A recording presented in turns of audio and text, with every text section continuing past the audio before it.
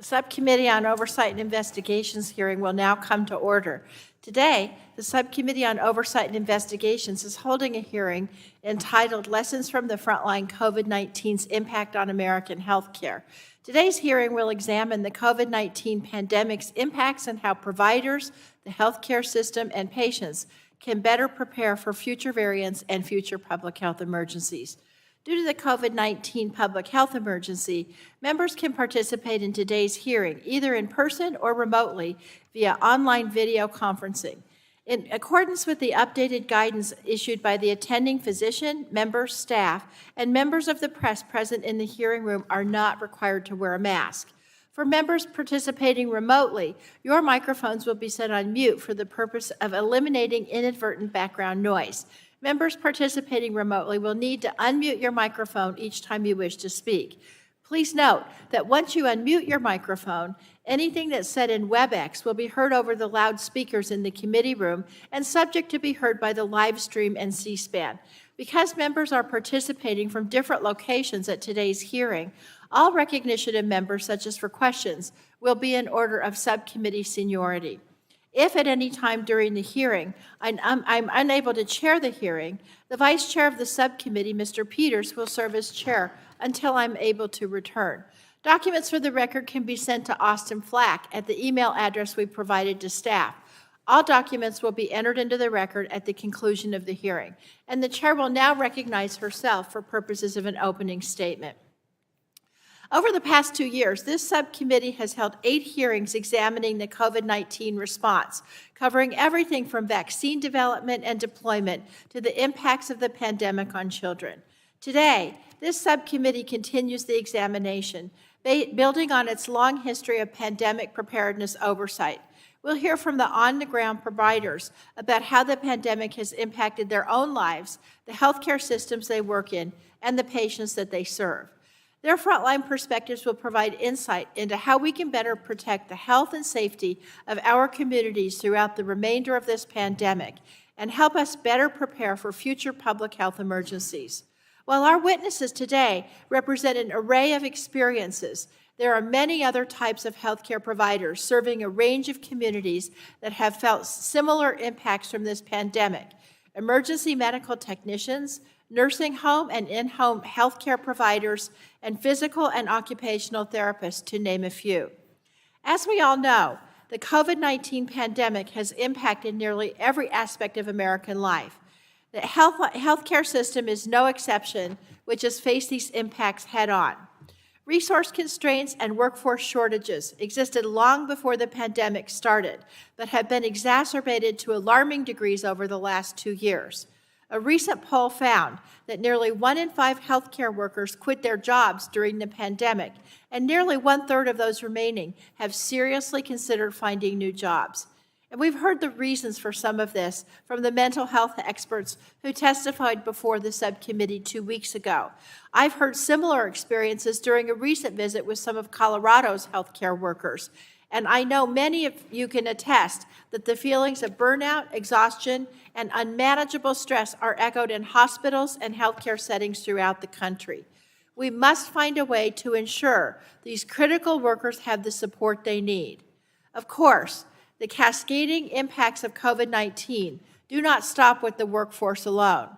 The COVID-19 surges due to new variant waves have led to significant capacity constraints within hospitals.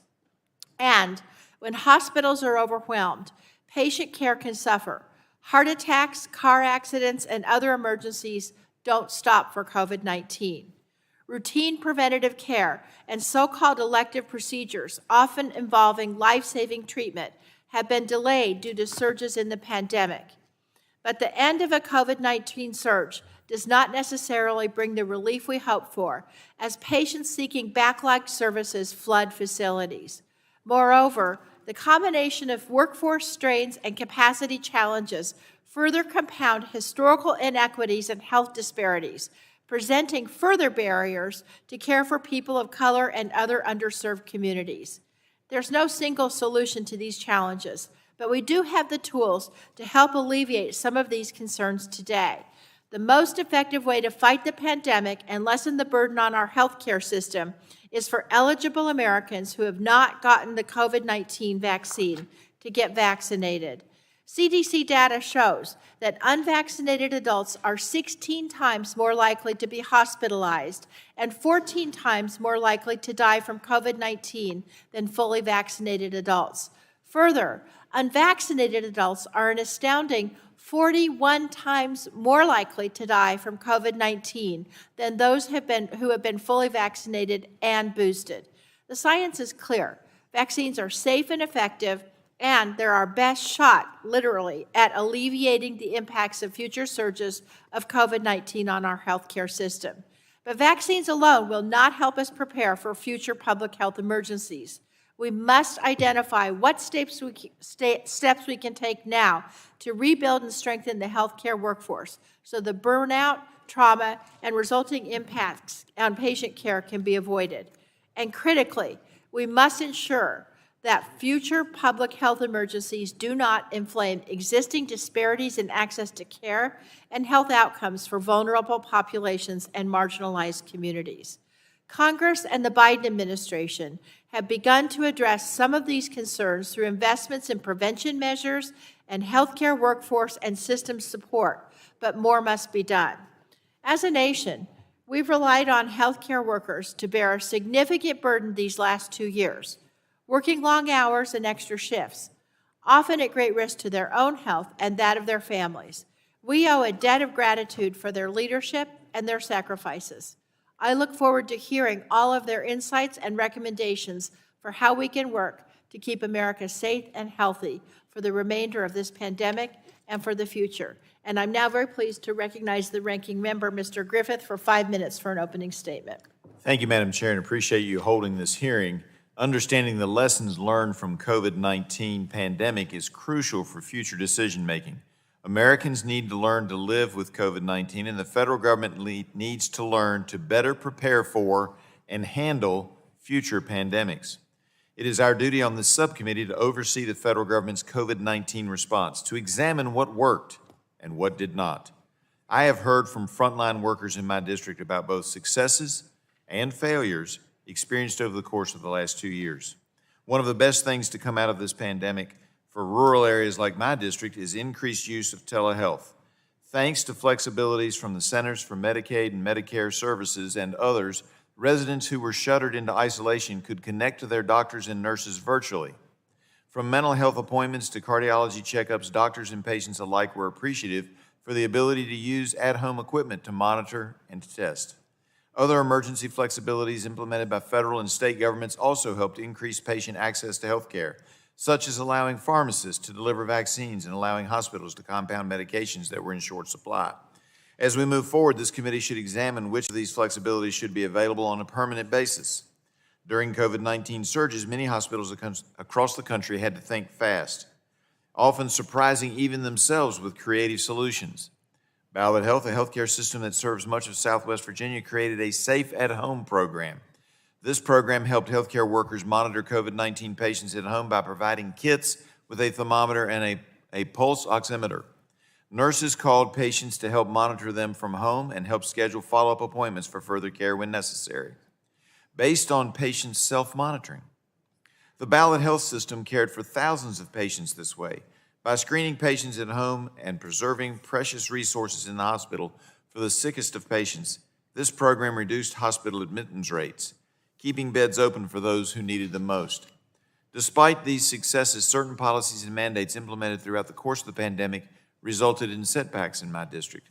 The decision to delay elective procedures eventually backfired for some patients in hospitals. The delay of treatment and preventative screenings resulted in worsened conditions for patients.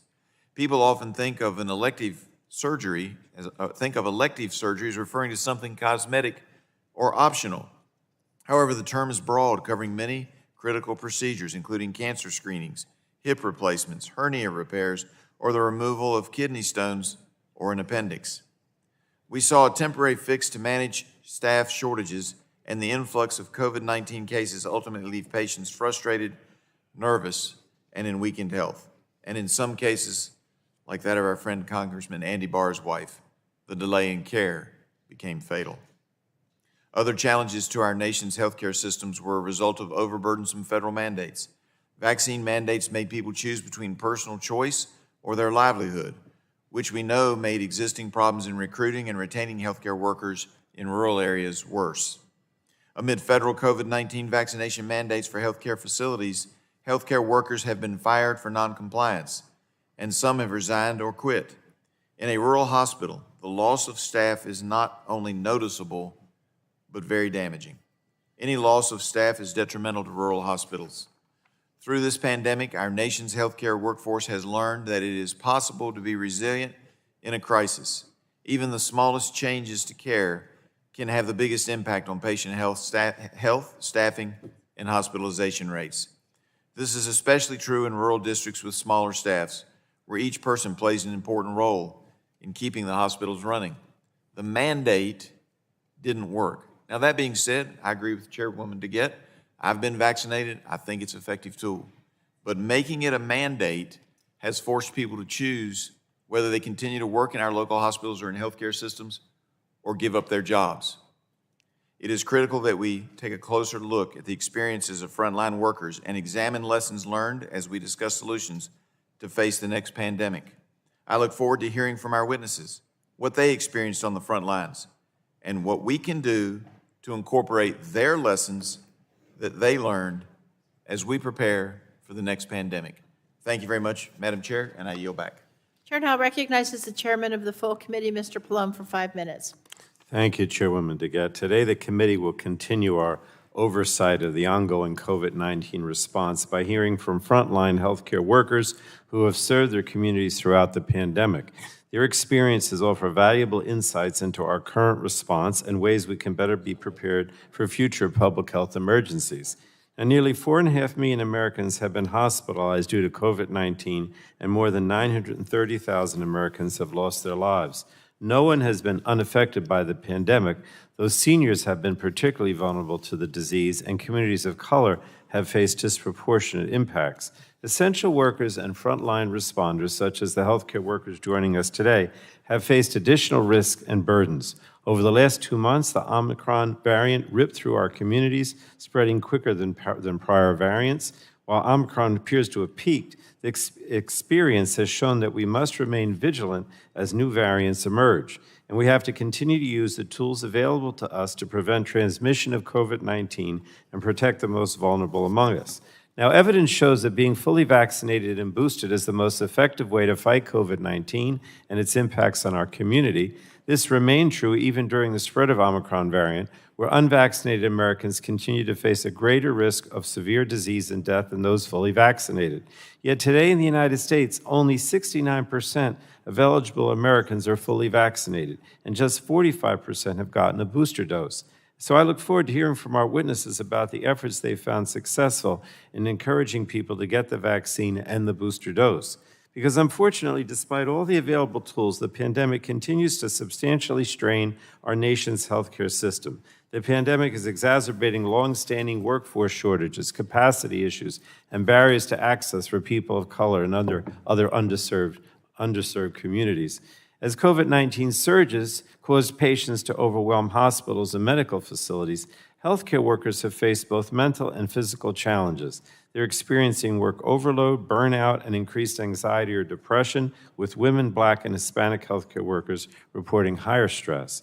And as different variants have emerged, hospital capacity has at times surpassed the number of staff beds available. So this week, more than 75% of ICU beds in hospitals across the United States remain occupied, despite the fact that the Omicron wave has crested. And this strain not only adds to healthcare workers' burden, but can affect patient care and potentially their health. Capacity constraints, fear of contracting COVID-19, and other barriers to healthcare led to 4 in 10 adults delaying or avoiding medical care in the early days of the pandemic. 1 in 8 adults, and an even higher rate for Black and Hispanic adults, postponed emergency care. And delayed preventative care and diagnosis can lead to chronic life-threatening illnesses. As the pandemic continues, we must contend with these broader and longer-term impacts on Americans' health. Fortunately, Congress and the Biden administration have taken action to support America's healthcare workforce and protect the health and safety of all Americans. The American Rescue Plan and the CARES Act provided billions of dollars in funding to address worker retention and wellness and resources for healthcare providers serving children, low-income individuals, and seniors. And then last November, this committee passed legislation that would provide support to the healthcare workforce and expand access to important preventative services. The House passed Build Back Better Act also included key provisions to invest in public health infrastructure and the healthcare workforce. The Biden administration has also made hundreds of millions of tests and masks and COVID-19 vaccines and therapies available to Americans at no cost. The president talked even more about what he plans to do in the future last night. And these are critical steps to supporting the nation's healthcare system and the public's health, but more must be done to ease the burden on healthcare workers and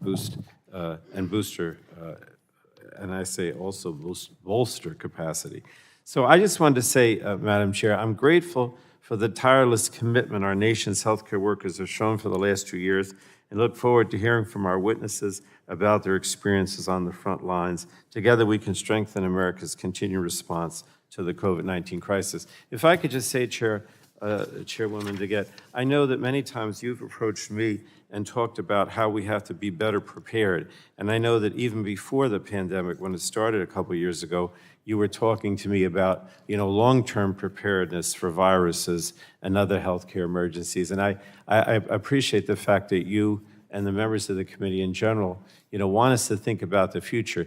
Right now, everybody's saying, oh, everything's great, right? It's not. We still have a lot of problems. But more important, and this is what you've always stressed, Diana, we have to think about, the next pandemic or the next wave. And this is a very important part of this committee's function. So thank you.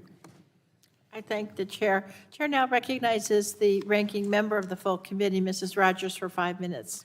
Thank you, Chair DeGette, Republican Leader Griffith. We owe it to today's witnesses and all our frontline heroes to listen to them, to understand their perspectives, and to provide solutions. The families who lost loved ones, about 947,000 in the United States, and those who've suffered and sacrificed during the pandemic are owed answers to many questions.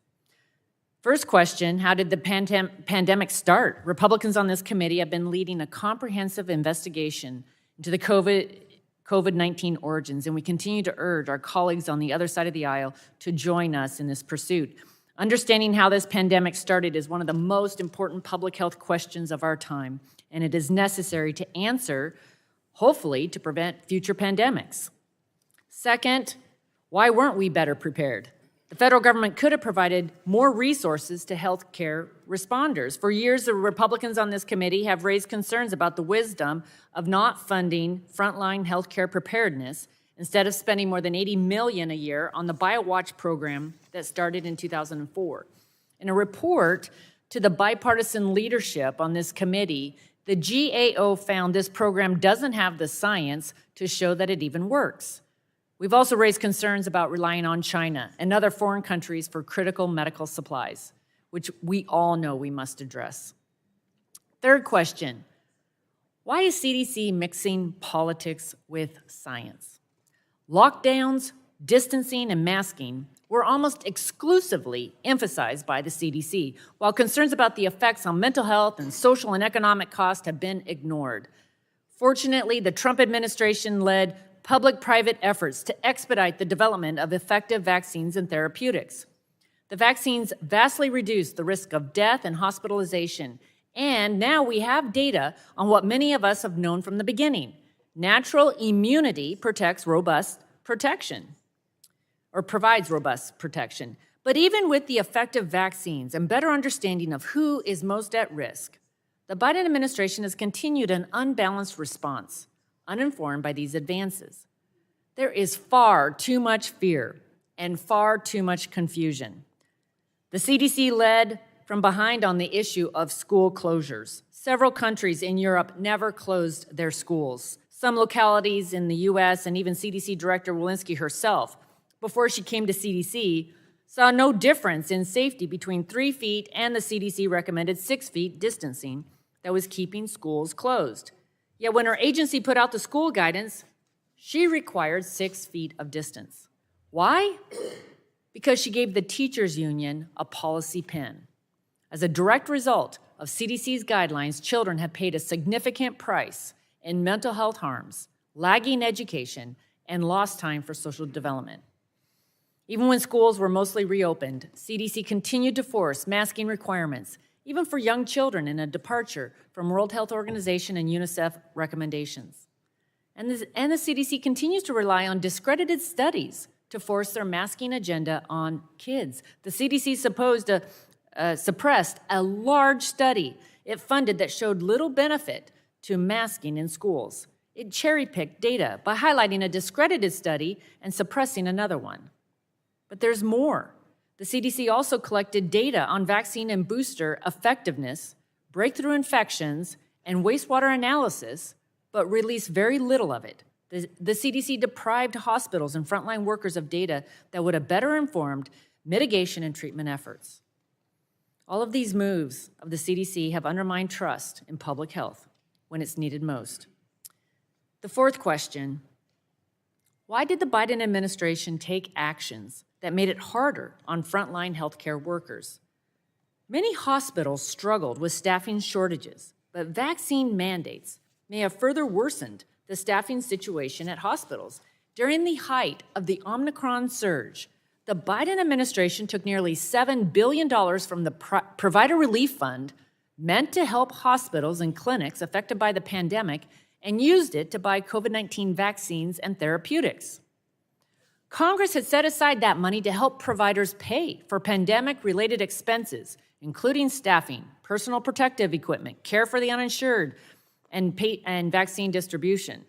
This relief was badly needed by rural hospitals that were competing to hire temporary contract staff.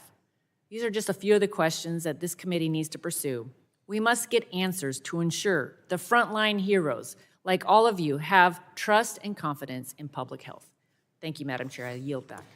Thank the gentlelady. I now ask unanimous consent that members' written opening statements be made part of the record, and without objection so ordered.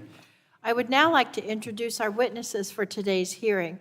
Dr. Megan Ranney, an emergency physician at Rhode Island Hospital, Tawanda Austin, Chief Nursing Officer at Emory University Hospital, Midtown, Dr. Daniel Cudlack, Chief Medical Officer for the Indian Health Council, Inc., Dr. Laura E. Riley, obstetrician and gynecologist-in-chief at New York Presbyterian Hospital, all appearing on WebEx. And then in person, we have Dr. Lucy McBride, a private practice internist. I want to thank all of the witnesses for appearing before the subcommittee today. I know all of you are aware that the committee is holding an investigative hearing, and when we do so, we have the practice of taking testimony under oath. Does anyone have an objection to testifying under oath? Let the record reflect the witnesses have responded no. The chair then advises you, under the rules of the House and the rules of the committee, you're entitled to be accompanied by counsel. Does any of you wish to be accompanied by counsel? Let the record reflect the witnesses have responded no. And so would our witness in the room please rise, and everybody else, please raise your hand so you may be sworn in. Do you swear that the testimony you give is the truth, the whole truth, and nothing but the truth? Thank you. You may be seated. And let the record reflect that the witnesses have responded affirmatively, and you're now under oath and subject to the penalties set forth in Title 18, Section 1001 of the United States Code.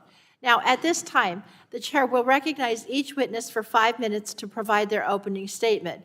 Before we begin, I'd like to explain the lighting system for the witness testifying in person. That would be you, Dr. McBride. In front of you is a series of lights. The light will initially be green. The light will turn yellow when you have 1 minute remaining, and so start to wrap up at that point. The light will turn red when the time expires. Now, for the witnesses who are testifying remotely, there's a timer on the screen that counts down to the remaining time. And so, first of all, I would like to introduce Dr. Ranney for 5 minutes. Doctor? Thank you so much. I appreciate the invitation to testify, Chair Pallone, Ranking Member Rodgers, Madam Chair, and members of the committee. Monday marked 3 years since our first COVID case in Rhode Island. I was working in the emergency department that night, and I have continued to work on the front lines of COVID-19 response throughout the pandemic.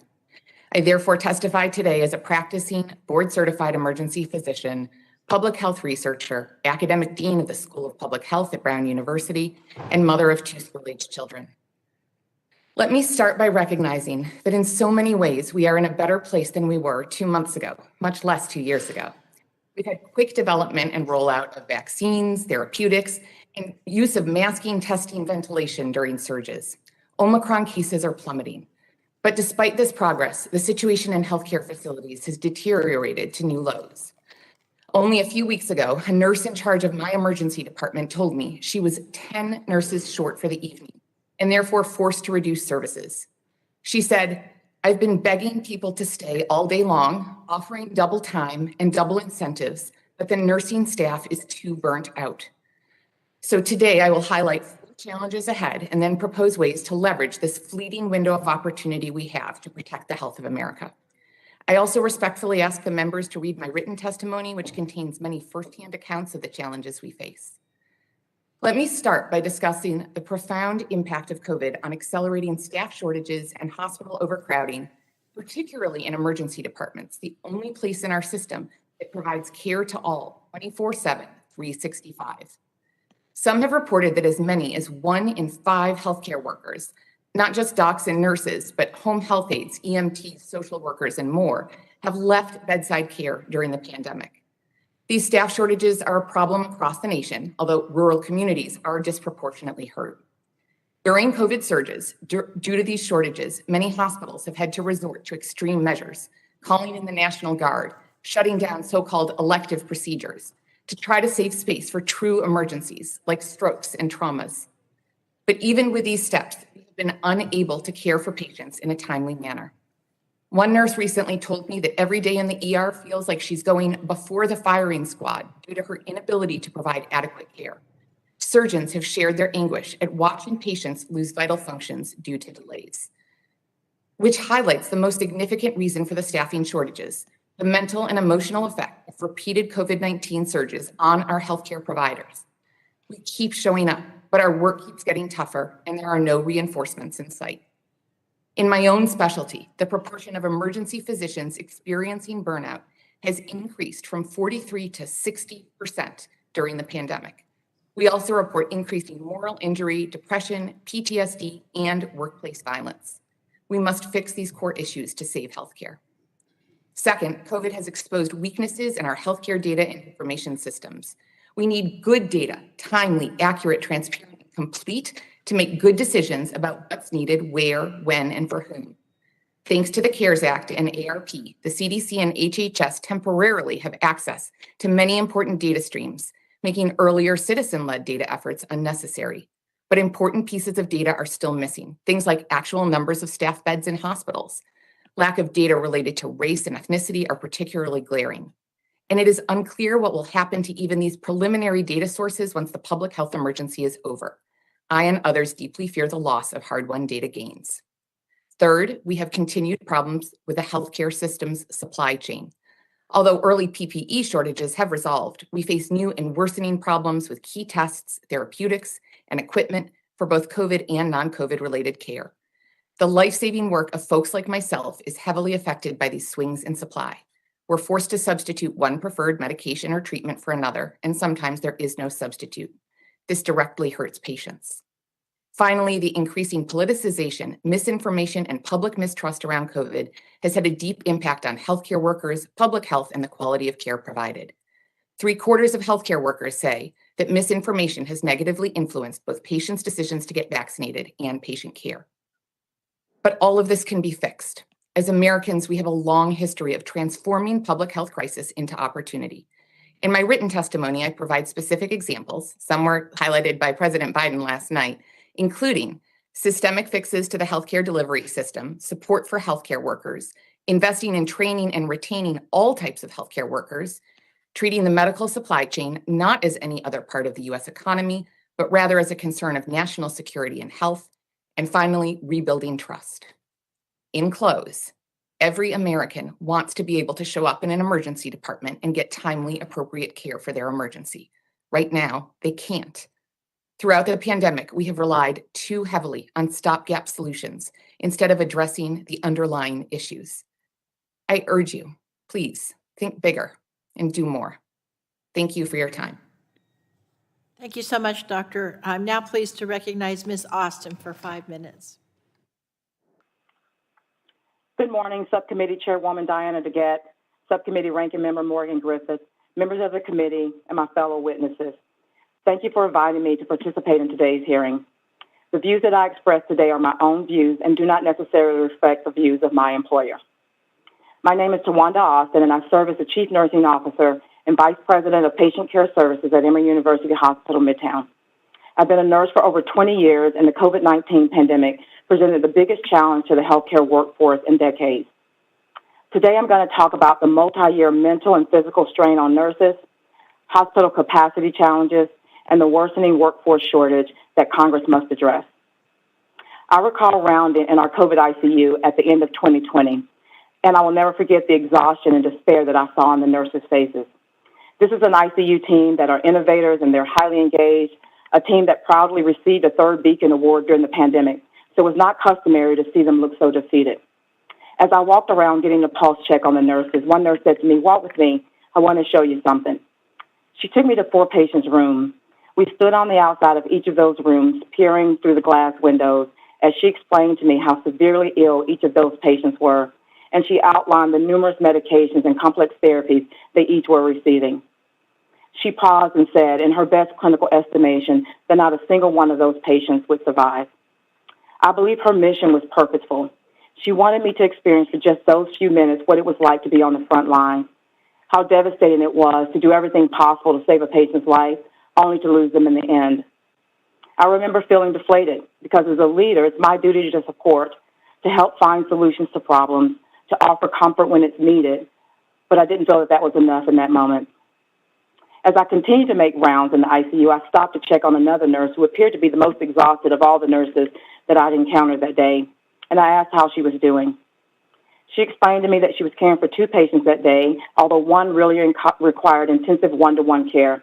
She was extremely overwhelmed and stretched too thin. She had spent most of her day in this one patient's room and had not been able to check in on the other patient as often as she wanted. On this day, like many others, the unit was short-staffed, but fortunately the nurse in charge was able to support her with the care of her second patient. These are just a few of the all-too-common stories that have emerged from hospitals during the COVID-19 pandemic. I share these stories with you today because they illustrate the incredible pressure on our staff who've been caring for COVID patients for nearly 750 days. In addition to the physical strain, there's the mental stress that's plaguing our workforce. The morale of nurses has declined over time as they continue to care for patients who are extremely ill and who are suffering and dying. Additionally, nurses have shared stories of being verbally attacked for implementing COVID-19 safety restrictions. Patients' families have become frustrated and distressed, taking their emotions out on nurses, and workplace violence is at an all-time high. The COVID-19 pandemic has tested the capacity of all hospitals. We are facing extremely long wait times in our emergency departments, and at the beginning of COVID, Emory paused our elective procedures, and providers were redistributed to our COVID units to support testing and to support our vaccine clinics. But now that we're back at regular operations, we again feel the immense shortage of nurses. Early in the pandemic, we saw nurses leave. Now we're experiencing additional staffing issues as support staff have also fled the industry, adding to the nurses' daily burden. While we face challenges, Emory nurses have stepped up.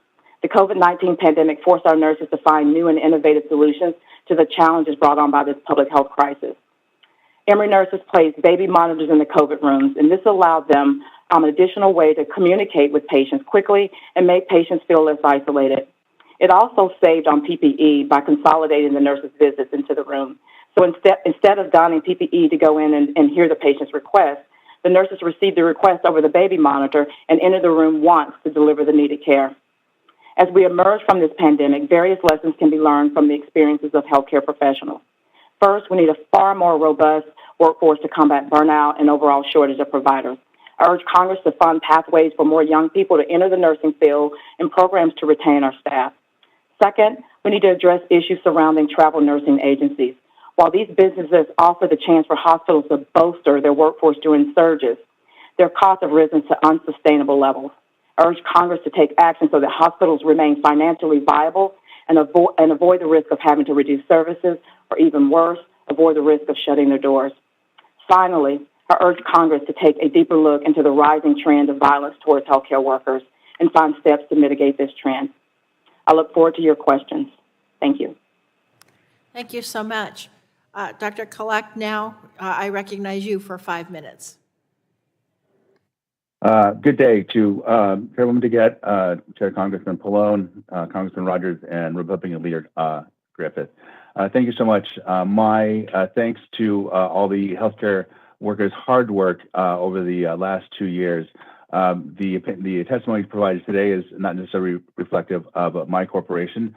I'd like to provide a brief description of the effect and response to COVID during the period of March 2022, January. So the context of this response is based in the Southern California area. My primary role at the facility is Chief Medical Officer at this facility for the past 19 years. I serve as the primary care provider for the panel of patients that services 9 American Indian tribes in these areas. We currently operate out of a 50,000 square foot facility that is located approximately 40 miles northeast of San Diego. There's an additional 12,000 square foot facility about 25 additional miles from the main site in the mountainous areas. We provide a multidisciplinary ambulatory care facility that provides care to approximately 20,000 American Indian clients in the surrounding area. However, about 5,000 of those are active patients. The organization provides multiple disciplines, including internal medicine, family practice, pediatrics, general dentistry, behavioral health, public health outreach. We also provide additional subspecialties, including orthodontics, endodontics, orthopedics, acupuncture, optometry, OB-GYN, substance use disorder management, marriage family therapy, pharmacy services, and podiatry. The organization also contracts with outside agencies that are in neighboring cities 20 or 30 miles away. I provide care as a primary care physician, as I mentioned, internal medicine. I'm also a pediatrician trained, and also provide hospice care services to our community. So our COVID response in that time is spread over the northern half of San Diego County. And so just for references, the area covers about 10,000 square miles. Of note, the Southern California area is home to over 30 different tribal entities with different cultures, different dialects, and hence the need to be culturally appropriate in these types of primary care delivery. One can obviously see the issues regarding delivering COVID-sensitive response care to these communities. In this setting, a pandemic has not been seen to this magnitude since the early 1900s. In a community where the average lifespan is 10 to 15 years less than the average American, the tribes in the surrounding area were required to mount a response that was replete with challenges, including dealing with the geographic diversity, the economic issues that have been persistent over the past 100 years. Considering the limited resources from which to work, the tribes provided boots on the ground workforce by spreading information by word of mouth, flyers, social media when appropriate. It's important to acknowledge that in the area that I work, only half of the tribes have access to internet or any type of significant social media because of the geographic diversity and the limits of providing telehealth in these areas. Additionally, challenges exacerbated by health literacy makes the receiving, processing, and disseminating true and accurate information a monumental challenge, especially in our older demographics, 60 to 70 years of age. From a corporate standpoint, we managed to provide a unified approach despite the closure of our internal services. The services that we provided, including preventive health services, were deferred because of the limitations of providing access in-house. So we were required to provide most of our service out in a setting that consisted of our parking lot. So I wanted to leave the committee with recommendations on this experience and recommending a persistent and consistent outlook and perspective and continued funding in dealing with the issues of long-term COVID and the effects of COVID in communities such as the rural one that I serve. Looking at providing additional perspectives and infrastructure on telehealth for the delivery of healthcare to these outlying communities, and especially to look at the effects the pandemic has had on the pediatric population in terms of delayed delivery of healthcare services, the issues of specialty services for the community, and also to address workplace shortages that persist in the communities that are served by Indian Health Services under Health and Human Services. Thank you. Thank you so much, Doctor. Dr. Riley, I'm now recognizing you for 5 minutes. Thank you, Chair DeJette, Pallone, and ranking members for inviting me to speak with you today. My name is Dr. Laura Riley, and I'm an obstetrician gynecologist in chief at New York Presbyterian Hospital, Weill Cornell Medicine. As a maternal fetal medicine specialist and expert on obstetric infectious disease, I have dedicated my career to ensuring patients have healthy pregnancies. I'm a member of the Advisory Committee on Immunization Practices Work Group on COVID vaccines, and I currently serve as the chair of the American College of Obstetricians and Gynecologists Immunization, Infectious Disease, and Public Health Preparedness Expert Work Group. While many of my colleagues in other specialties were forced to delay non-emergent services during COVID surges, our labor and delivery unit remained operational at full speed, caring at great personal risk for our laboring patients. The ongoing pandemic has placed an incredible strain on our healthcare system and its workforce. Many labor and delivery units, including my own, are struggling with these mounting shortages. Obstetrics is practiced in a team, and when members of the team are missing, that can negatively impact patient care. While there is no one solution to these workforce challenges, greater investment in and training of healthcare professionals, from physicians and nurses to technicians, as well as efforts to diversify our healthcare workforce, are absolutely critical. The early days of the pandemic were a time of extreme anxiety and confusion, especially for our pregnant patients. Many were left wondering if they should attend their prenatal appointments and if it was safe to deliver at the hospital. During that time, it was essential to reiterate to my patients that it was safe to deliver and that their entire maternity team is committed to making sure that they get the support they need to birth confidently, safely, and respectfully. One of the most important healthcare system shifts during the pandemic was to increase the utilization and coverage of telemedicine. Remote visits have become an expectation of patients, and I strongly urge their continued coverage, including extending flexibilities such as audio only to meet patient needs.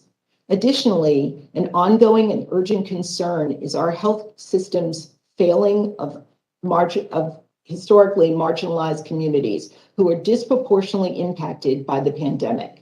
A key lesson learned is that equity must be a focus of pandemic preparedness and response. The impact of COVID-19 on the patients I serve is significant and ongoing. When the pandemic first began, we worried, based on our experience with flu, that COVID-19 may be worse in pregnant individuals. Those fears were confirmed as we found that they are at increased risk of severe illness and death. Despite this evidence and urgent calls from the medical community, pregnant and lactating individuals were initially excluded from COVID-19 vaccine trials and continue to be excluded from therapeutic trials. That meant that when the vaccines became available, we had very little safe data on their safety and pregnancy, resulting in confusion and fueling misinformation. While ACOG and the CDC were finally able to make an affirmative recommendation for vaccination during pregnancy last summer, the long delay contributed to low vaccination rates among pregnant individuals and the rise of adverse outcomes. The COVID-19 pandemic is exacerbating the maternal mortality crisis. In September 2021, the CDC released an advisory following the record-breaking COVID-19 related deaths among pregnant individuals in a single month. Of note, their primary recommendation was to increase efforts to protect pregnant and lactating individuals through accelerated vaccination efforts.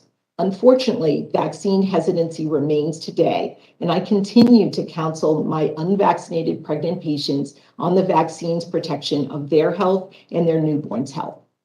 These routine exclusions of pregnant and lactating individuals from research, presumably for their protection, leaves them disproportionately vulnerable and may have, in this instance, contributed to avoidable loss of life.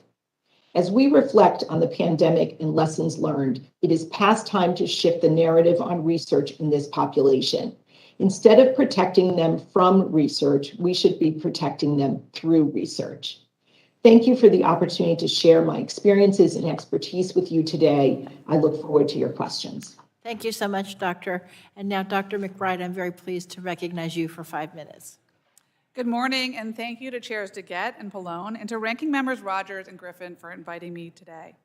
My name is Dr. Lucy McBride. I'm here as a board-certified primary care physician in Washington, D.C. I've been practicing medicine for 20 years. I've dedicated my life and my career to helping people understand the inseparability of mental and physical health, whether it's my teenage patients or my octogenarian patients. I trained at the Harvard Medical School and at Johns Hopkins Hospital. I'm not here today, to be clear, with any political agenda whatsoever, but rather to share my perspective on the pandemic as someone who has seen patients every day, patients who are on the receiving end of complex and often confusing public health information, and who are trying to make sense of the news. This is a watershed moment of the pandemic. We've learned enormous amounts about the virus over the last 2 years. We've learned exactly who is most susceptible to the severe consequences from COVID-19, and we have now incredibly safe and effective vaccines and therapeutics. But we are not done. COVID continues to cause widespread death and destruction. We have a lot of work to do to increase vaccine uptake. We've also unmasked major problems in our healthcare system, in particular, the erosion of trust in public health and the lack of access to needed medical care just when people need it most. As a result, we're dealing with a parallel pandemic of mental health in crisis and surging rates of underlying conditions like obesity, and people just don't know where to go for advice. I've seen everything over the course of the pandemic. I've had patients hospitalized from COVID. I've had patients die from COVID. I have patients with long COVID. I have patients with COVID right now. I've also witnessed the social, emotional, and mental health toll of the pandemic itself, and from all of the losses that come along with losing friends and family members to the virus, but also from lost jobs, sense of normalcy, social disruptions, isolation, and loneliness, and just from navigating the deluge of information coming at people every day and the politicization of science. I see the emotional distress and the very real physical manifestations of stacked stressors, from insomnia to stress eating to substance use disorder, and the accompanying surging levels of medical conditions like diabetes, obesity, and depression. What I see in my patients every day is mirrored in the medical data. Take, for example, my patient from earlier this week, a single mother with 2 children, one a middle schooler with special needs, and the other who is a college student suffering from depression. Stressed to the max, my patient finds herself drinking too much, eating, not exercising, and as a result, her blood pressure and her weight have soared during the pandemic. Naturally, she worries about COVID-19, but that's only one of the myriad health issues that she and I are working on together. So I'm here to bring my firsthand appreciation for what I'm seeing and for what I see people needing most, and that's access to a trusted primary care provider, something that 80 million Americans do not have, particularly in rural and poverty-stricken urban areas. Of course, I'm a little biased because I am a primary care doctor myself, but really, COVID-19 is an outpatient disease. The ERs and ICUs have obviously been critical for our most sick patients and are certainly where the news focuses and where doctors like Meg and Rani have been doing heroic and essential work.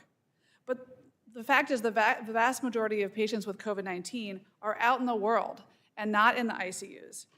ERs were flooded not only because people were severely and sometimes critically and fatally ill, but also because they were scared and sick and navigating the pandemic alone without access to a guide. So there are 3 unmet needs that I see in the community that we need to face. One is all the misinformation we're seeing. More than ever, people need a trusted medical provider to receive fact-based, nuanced medical advice, Just last month, a study in JAMA showed that the COVID vaccine uptake increases with the number of PCPs per capita. Number two, it's a place to manage underlying conditions. We know that in addition to age, one of the biggest risk factors for severe outcomes from COVID is underlying conditions. And we manage those, not with ER visits, but rather with longitudinal relationships with a primary care doctor for guidance on things like nutrition, sleep, exercise, stress management. And three, people need a place to help apply broad public health advice to their unique lived experience and situation. I spent countless hours on the phone over the last 2 years helping people manage everyday questions. Which COVID test? Which vaccine? Do I need a booster? And people need help navigating these everyday decisions and balancing risks.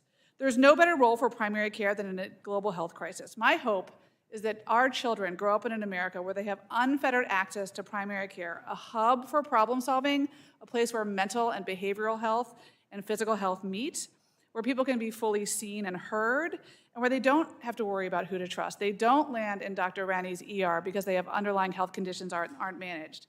And when they're short of breath, they don't have to wonder, is this COVID or is this a panic attack? Where they can get their COVID test and talk about their anxiety and navigate that mental health condition that's so common. As we dig through the rubble of the pandemic and prepare for the next one, we must invest proactively in medical systems founded on relationships, rapport, and reason. Investing in primary care is the way we invest in our health and our collective well-being. Thank you very much. Thank you so much, Doctor, and thank you for your work on the front lines. Thanks to all of our witnesses for their hard work. It's now time for members to have the opportunity to ask you questions, and so the chair will recognize herself for 5 minutes. You know, when we hear the testimony today from all of our witnesses, and when we hear from our constituents in our districts, we know that this crisis is impacting healthcare workers across all levels, from primary care physicians to nursing to emergency care and on and on. And only when we understand where we fell short can we better understand what we need to do for the future. As the chairman said, I'm all about recognizing the positives and the challenges and seeing what we need to do. And so what I want to do with our witnesses today is drill down in what the witnesses feel are the critical steps for Congress and the federal government to take to prepare for tomorrow's challenges. So Dr. Rani, I'm going to start with you first. Your testimony mentions needing a, quote, culture of preparedness to effectively manage national disasters. What one action do you think would be key to being better prepared in the future? Thank you for the question. So I'll note that organizations like ASPR have previously outlined good preparedness plans, ways to set up healthcare systems that have adequate resiliency with staff, with supply, with real-time data, to be able to respond, identify surges when they start, respond appropriately to stop them from getting worse, and then to deploy healthcare workers across the country as needed. Right now, we need to shore up our workforce. So that's both about retaining current healthcare workers, helping them individually manage their burnout and moral distress, stopping or reducing the impact of workplace violence, and creating those systemic fixes so that we have, particularly for our nurses, having adequate nursing staffing ratios, and about training up new healthcare providers so that we can refill the ranks from all the folks that have left. And then the third part is working on creating new models of access to care. I do appreciate Dr. McBride's points about primary care providers, the minority Minority Griffith members' comments about telehealth. Also, new digital health modalities as well can make a big difference. And then at the bottom of it, setting up a better data infrastructure. So the wastewater monitoring that CDC is now beginning to implement into its data systems are critical. Setting up other data systems that we have accurate information, not just on race, ethnicity, and age of cases, but also hospitalizations, so that we have real-time data on staffed hospital beds, so that we have real-time data on supply shortages. Again, personal protective equipment. I'm going to need to interrupt you so I can No problem. Get to the rest of my questions. I want to ask you, Ms. Austin, the same question. What do you think we need to do to support nurses and address the challenges in the future?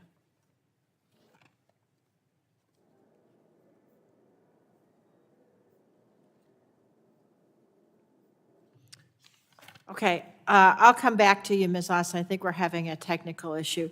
I want to ask you, Dr. Riley, you've noted the availability of vaccines and treatments that were instrumental in supporting the health and well-being of your patients, but there was a delay in the evidence necessary to assure safety and efficacy among pregnant and lactating women.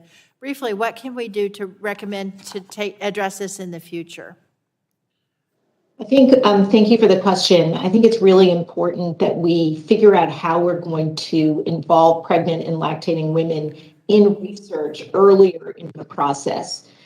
Research could have been done on the vaccine, getting us information about safety that would have allowed us to vaccinate even more women. The long delay allowed us to then fill that in with the mistrust and all sorts of things on the social, which have led to fewer pregnant women being vaccinated than we would hope. I think the other issue that we need to really focus on is that there are surveillance systems which in the past did not include information on pregnancy and lactating women. And those surveillance systems, which have now been stood up for COVID-19, need to remain in place. So not only do we need surveillance of disease, we also need surveillance of vaccine use and vaccine safety, which are absolutely critical. Thank you. Ms. Austin, do we have you back? Yes, I apologize. I lost audio for just a few minutes there. Thank you so much. Technology's our friend. Go ahead. The question. Go ahead. The question was, what steps do you think that we can take to support nurses and address the challenges we found with COVID? Yeah, I think the biggest opportunity for our nurses, I hear all the time, is our staffing shortages. I think if there's anything at all that could be done, is just investing in our accredited nursing residency programs. Emory has one of only 2 nursing residency programs in the state of Georgia, and it is truly a pipeline for us.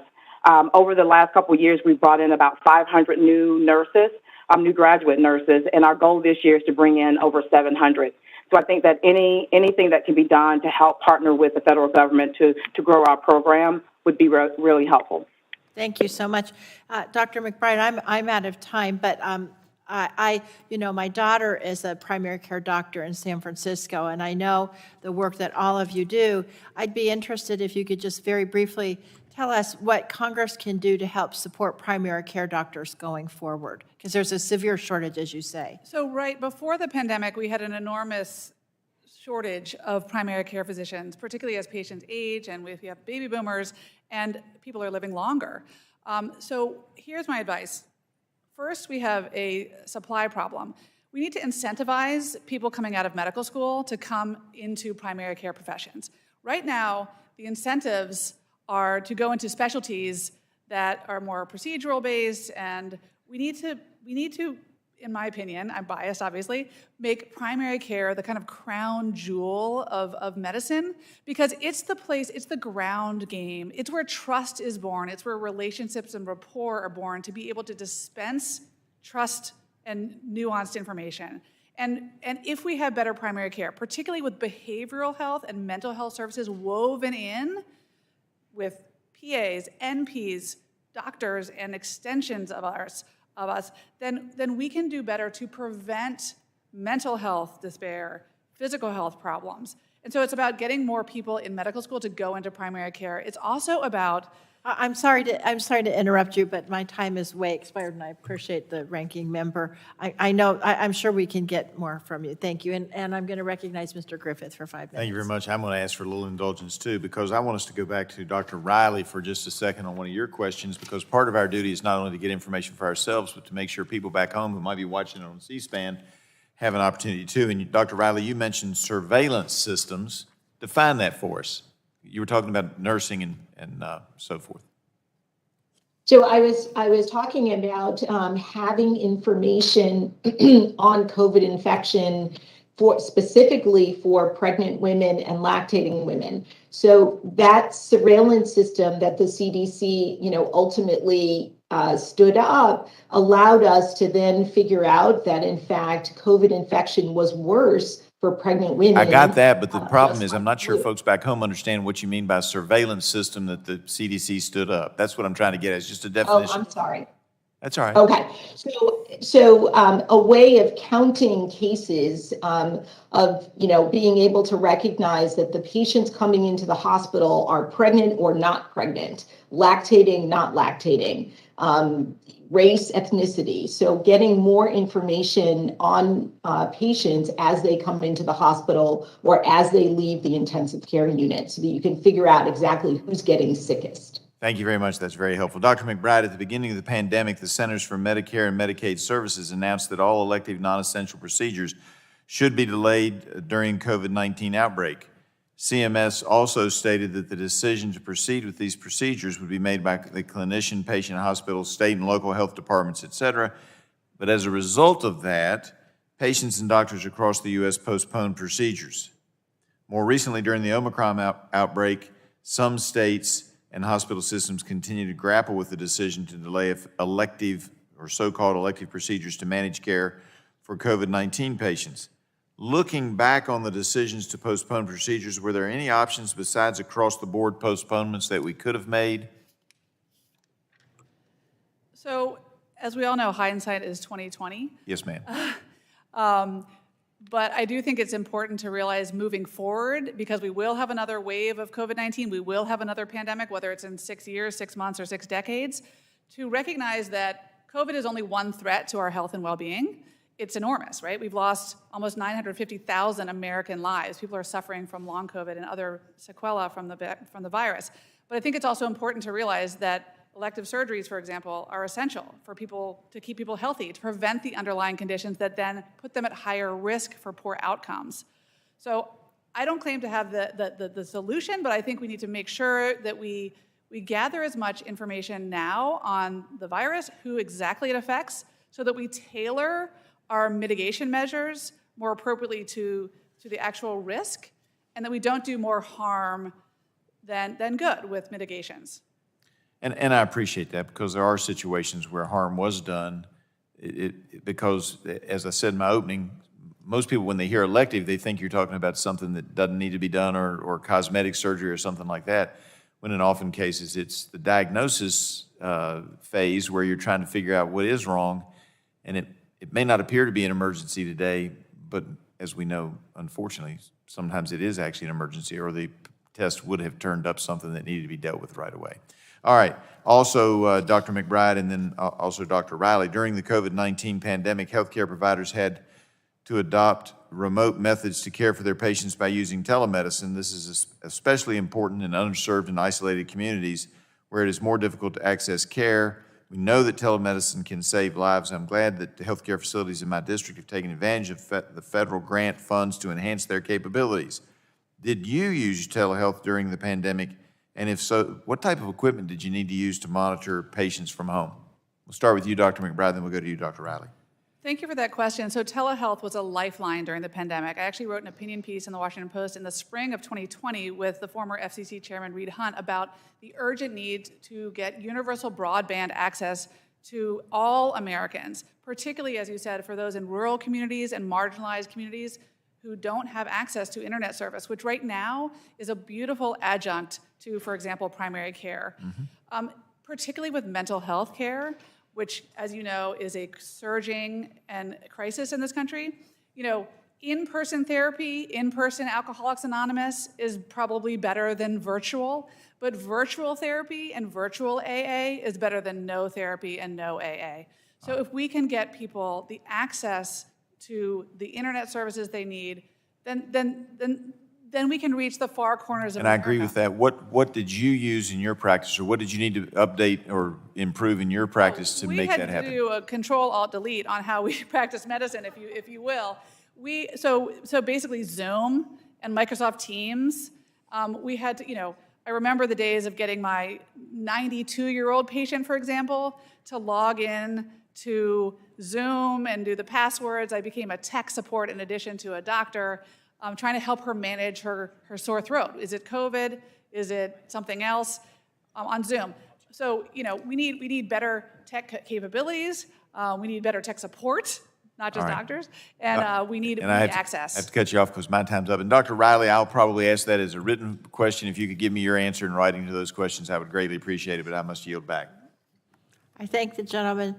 All the members of Congress also became tech support experts as well, Doctor. Chair now recognizes the chairman of the full committee, Mr. Pallone, for 5 minutes. Thank you, Chairwoman DeGette. I wanted to ask Ms. Austin initially. You state in your testimony, and I quote, "The COVID-19 pandemic forced our nursing workforce to find new and innovative solutions to the challenges brought on by this public health crisis." So if I could ask you, do you think the availability of new tools such as the COVID-19 vaccines and treatments has helped your team and other nurses in the country keep these challenges from being worse in the United States? And if so, how? I would say yes to that. You know, our nurses really appreciated the opportunity when our vaccines came out. They appreciated the opportunity to take the vaccines. They appreciated the opportunity that there were patients, family members that were taking the vaccine. Because again, you know, what nurses are fearful of, most of them, is being exposed and having to take, you know, the virus home to their family members. So I think that vaccination is for most nurses is appreciated. And I do think it helps with the complexity of all the other things that they're doing. With one less thing to worry about while they're trying to take great care of patients. Thank you. Dr. Riley, your patients have had specific needs in thinking about their own safety and health and that of their families for the past 2 years. What's the availability, well, what has the availability of COVID-19 vaccines meant to your patients, Dr. Riley?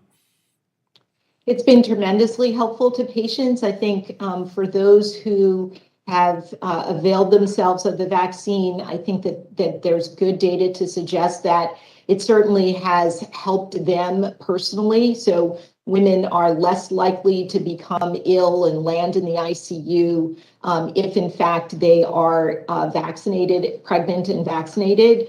I think also we now have good data that suggests that the antibodies that those women make after vaccination are transmitted to the newborn and can be protective for newborns who can sometimes get sick.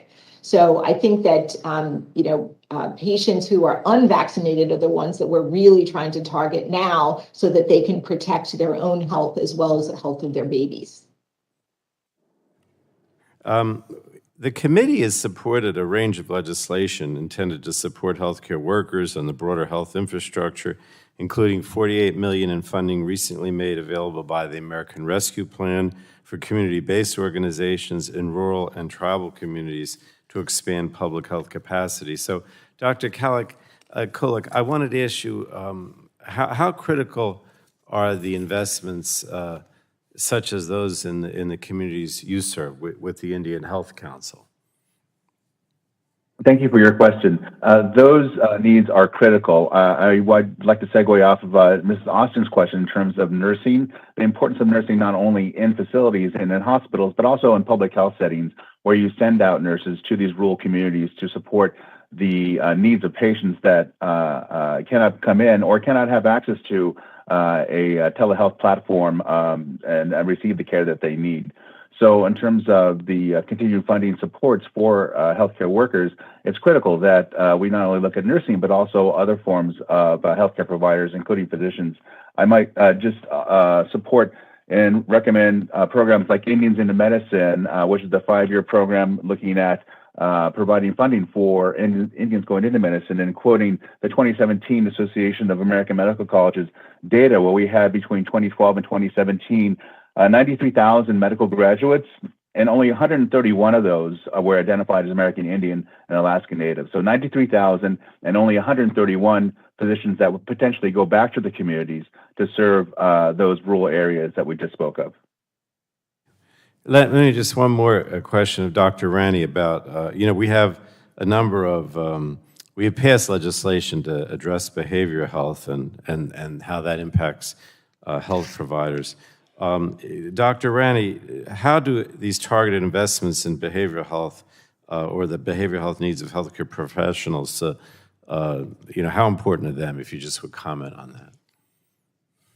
So briefly, they're just tremendously important. The Lorna Breen Act, which obviously was named for one of my fellow emergency physicians who killed herself after taking care of COVID patients and then catching COVID herself in the early days of the pandemic, is just a tremendous step forwards. In the face of burnout, PTSD, depression, so many healthcare providers are leaving. And as the other witnesses testified, a teammate's departure isn't just about losing that staff member, it's also about the overall culture of the team. So providing individual level support, reducing stigma to getting that support, encouraging state medical licensure boards and hospitals to not ask about behavioral health treatment when licensing. Those are all critical steps to helping us be healthy so that we can better take care of our patients. Thank you, and thank you, Chairwoman DeGette. Chair would like to remind all of the members who are appearing on WebEx that they need to mute themselves, when, both the witnesses and the members. We're getting feedback because people aren't muting themselves. Thank you. Chair now recognizes Mrs. Rodgers for 5 minutes. Thank you, Madam Chair. This will not be the last pandemic we face, and I believe that it's critical that we learn from our response to not only prepare us for future pandemics, but to ensure we do not repeat the costly and harmful policies that we've seen over the last couple of years. To that end, Johns Hopkins recently published a report that lockdowns had little to no effect on COVID-19 mortality, but certainly brought significant social and economic cost. Dr. McBride, in your written testimony, you speak to this and you note that we failed to tailor our mitigation efforts to those highest at risk. Can you please explain how this happened and why it was especially harmful? So I think in the panicked spring of 2020, when we didn't know much, if anything at all, about the novel coronavirus, it arguably made sense to do everything we could, right, to prevent all of the widespread death and destruction. I think the two biggest failures in my mind in the public health response were the closures of schools and the prolonged closures of schools. We know now that in a public health emergency, schools should be the last to close and the first to open. And we imposed very strict interventions on children who we now know face the lowest risk of any age cohort for severe consequences from COVID-19. That is not to dismiss the ongoing suffering of families who have lost children to COVID-19. The death of a child is tragic, regardless of the cause. And it's not to dismiss kids with long COVID, with MIS-C. It's not to dismiss any of the devastation. It's simply to say that closing schools has done harm to our youngest generation. And secondly, the other major public health failure in my mind was that we did not protect our most frail elderly patients as well as we could in the early days of the pandemic. We know that there's a log-fold increase in risk of severe consequences and death from COVID that goes with age. And we could have done things like paying home health or nursing home aides to work at one nursing home facility instead of many, because they were unwittingly spreading the disease, even though they were trying to help protect their patients. And so I think, you know, as I said earlier, hindsight is 20/20. I do not ascribe malintent to anyone. I simply think that it's really important moving forward because, again, we'll face another pandemic, we'll face another COVID wave, that we tailor our mitigations and we appropriately calibrate the risk mitigation measures to the population at risk, and then arm people with tools and information to use to protect themselves. Again, I'll go back to my main argument in my testimony. This is another reason why we need primary care hubs. We need patients to be able to pair the broad public health advice with their unique lived experience, age, underlying health conditions. We could do a lot better the next time around. As a mom, I really appreciate your voice. You're fighting on the front lines to get our kids, our children back in school. Just as a follow-up, do you believe it was foreseeable? You talked about the impact of the prolonged closures of schools. Do you believe it was foreseeable? I think we know that school is essential not only for learning, it's also essential for kids who aren't safe at home. Kids don't always come from a happy, healthy home. Kids use school for their food, They use it, they need it for their emotional health, they need it for social bonds. That's where kids get their athletic activities. We've seen surging rates of obesity in children, in part, not fully, but in part because kids have been relatively inactive and on screens much more than they were pre-pandemic, although that was, I'm a mother. I know that screens are not an easy problem to solve, but I think it was foreseeable that school closures would cause harm. I think we thought that this was going to be a short-term, 2-week, flatten the curve proposition. Yes. But here we are 2 years into the pandemic. We have so much accumulated data on who's at highest risk. Yes. And I think we need to really Before I dig run out of yeah. time, would you just speak briefly, if you've reviewed the data at CDC around the mask mandate on our kids and its impact? Sure. No, I've looked very, very closely at the mask mandate data.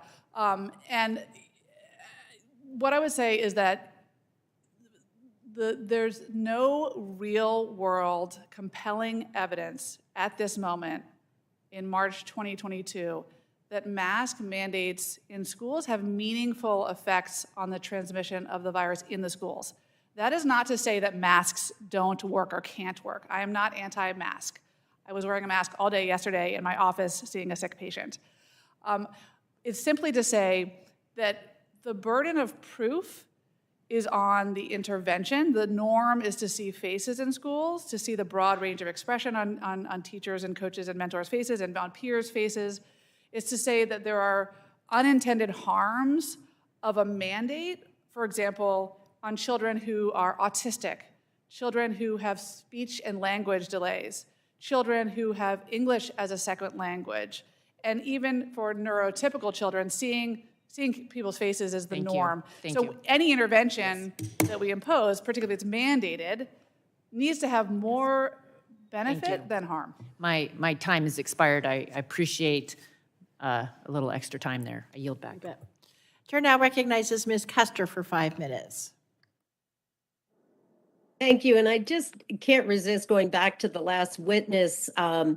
We all would love to have the children in schools, and certainly now, and we'd all delighted to get rid of our masks. Do you think if the previous president had taken the vaccine publicly a year ago when he chose to take it privately and not tell anyone, that would have made a difference in vaccine uptake and would have ended this pandemic earlier? I think that's to the previous witness. Is that for me? Yes. Absolutely. I think if the previous president had modeled vaccine confidence, it would have made an absolutely a big difference. And one of my jobs in medicine would have saved hundreds of thousands of lives, possibly, and certainly would have saved many, many children from the harm. So I'll dive back into my remarks, but I can't leave that unsaid. Like many places throughout the country, my home state of New Hampshire faced a surge caused by Omicron over the last few months. And at one point in December, there was not a single available bed in the 5-state area in our region. I spoke with hospital leaders across my district in December who detailed the serious impact of COVID-19 on workforce, bed availability, and delays in healthcare. And in my own family, we have had delays in healthcare directly related to the COVID surge. Like all Americans, I'm glad to see that the Omicron surge is largely behind us, but it must be underscored that this surge and the tragic deaths that followed were driven overwhelmingly by unvaccinated Americans.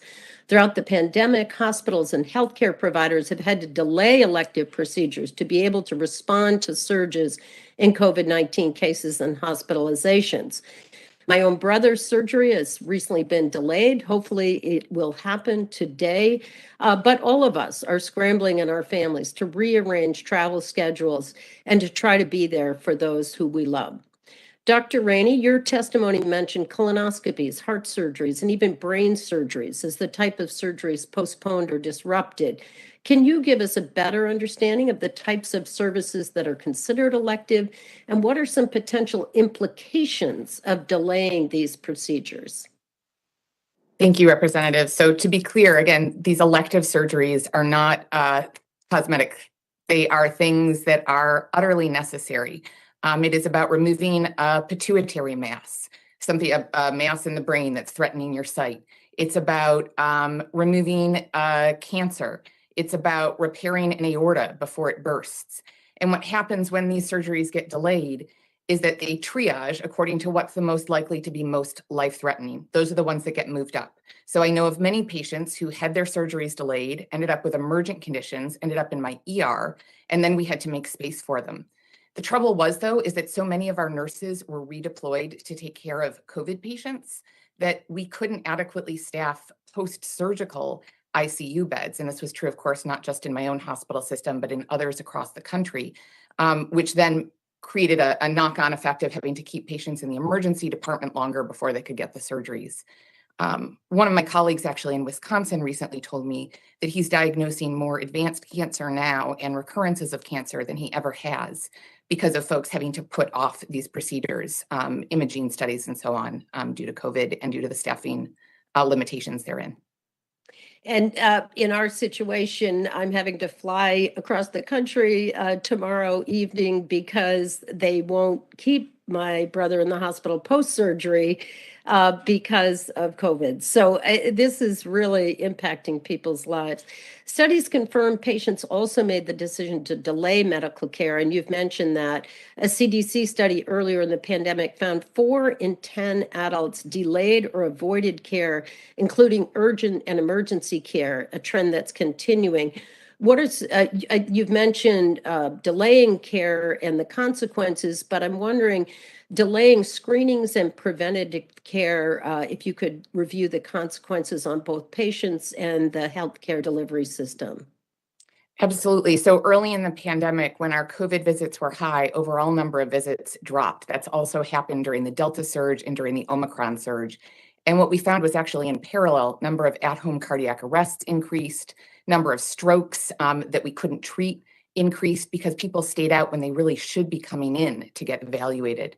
We're also seeing delays in things like dental care that result in people coming in with major cavities or tooth abscesses. We're seeing delays in diagnoses of cancer.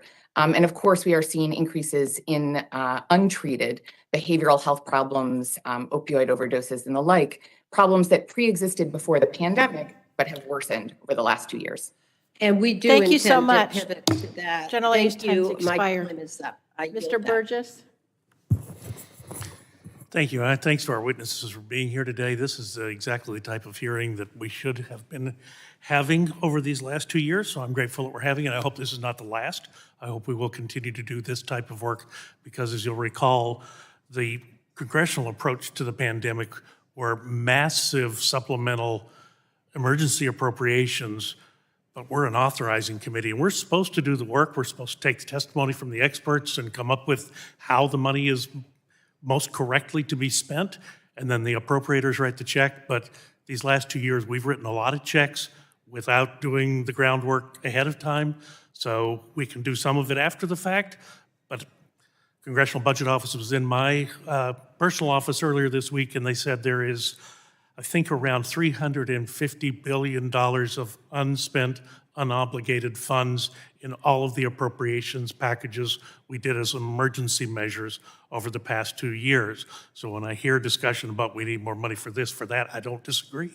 But that's because this committee has not done the authorization work that it should have done over these last 2 years. Now, having said that, let me, Dr. Riley,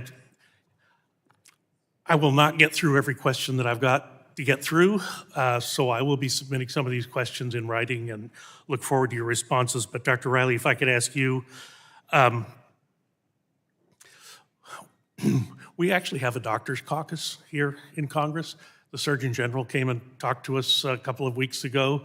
He said doing his rounds around the country, he was very concerned about physician burnout, as am I, as all of you.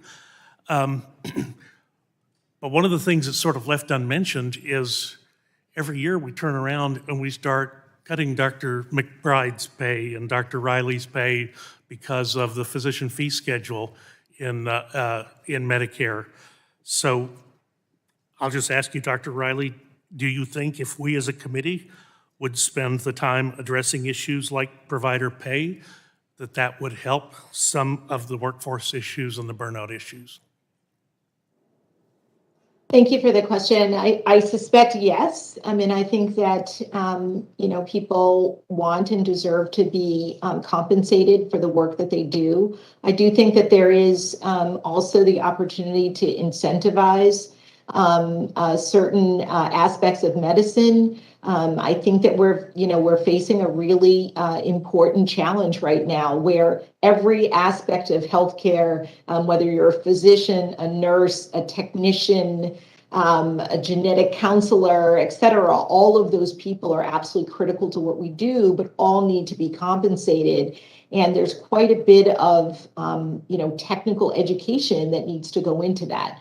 So yes, Yes, I do think that. and that's part of it. I'll have to move on because again, time is so short. So Dr. Rainey, I had a question for you. I've got a hospital, it's not in my district, it's just outside of my district. As everyone knows, with coronavirus, we do have some things that can be administered as an outpatient. That's a wonderful benefit. Once someone gets sick enough to be in the ICU, once they've had the course of steroids, well, after they've failed remdesivir, there's not much on the shelf to be able to administer to those patients to try to save them.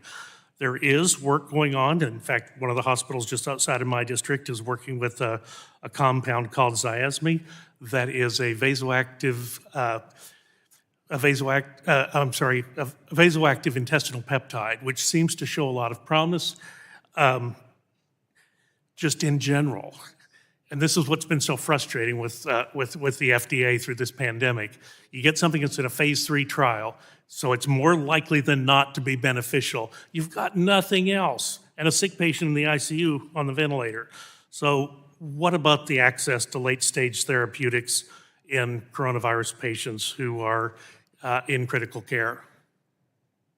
So I think the emergency use authorization, thank you for the question. I think emergency use authorizations are a critical tool for us to use during a pandemic to improve the speed at which we have access to therapeutics that have good safety data and decent efficacy data. I don't want to spending time. Yeah, I got to interrupt you there because I agree with you. The problem is this particular compound, that application is gummed up in the FDA. They might get to it in September. We have situations where it's not the regulation, but we have personalities that we can't get past. And that's one of the things that needs to change as we go forward in this pandemic. I thank all of our witnesses for being here. I know how valuable your time is. I'll yield back to the chair. Thank you, gentlemen. Ms. Schakowsky, you're now recognized for 5 minutes. Thank you, Chairman DeGette, and I appreciate your holding this hearing. We owe our nurses and doctors and all of the frontline healthcare workers an enormous debt. And the title of this hearing, Lessons from the Front, really drives home what I believe is the point that we have to listen to our healthcare workers and give them the supplies and the support and the resources that they are asking for. And though they're not here at this hearing today, I want to recognize that the labor unions that represent frontline healthcare workers have provided a path for critical health and safety protections for workers and for patients. And for this reason, I would ask to put into the record a December 2021 report from National Nurses United, the largest national union representing registered nurses from around the country. Without objection, so ordered. Thank you. The nurses and healthcare workforce is in crisis. And it has been for actually a long time. And we know that there is a shortage of good paying permanent nursing jobs where nurses are fully valued and their work for their work at the bedside. And this is exactly why we need to invest in permanent jobs with good wages and benefits and safe staffing standards. I am very proud that I have introduced legislation and leading the legislation called Nurse Staffing Standards for Hospital Patient Safety and Quality Care. I'd like to ask Dr. Rani, in reviewing your written testimony, I noted that I noted and appreciate actually that you referenced the dire need to implement minimum nursing standards. And I wondered if you could talk more about the science and the evidence that backs up the need to have minimum nursing staffing ratios. Absolutely, and I can share specific studies after the hearing. I don't have all of the exact numbers at my fingertips, but the short version is that there's ample evidence that having low nurse-to-patient ratios improves patient outcomes, decreases patient mortality, decreases staff burnout, not just for nurses, but also for the rest of the team. Asking nurses to take care of more than a certain standard number of patients with a lower number of patients acceptable in the intensive care unit compared to on hospital floors. But going past that limit increases, again, both patient harm and nurse and others burnout.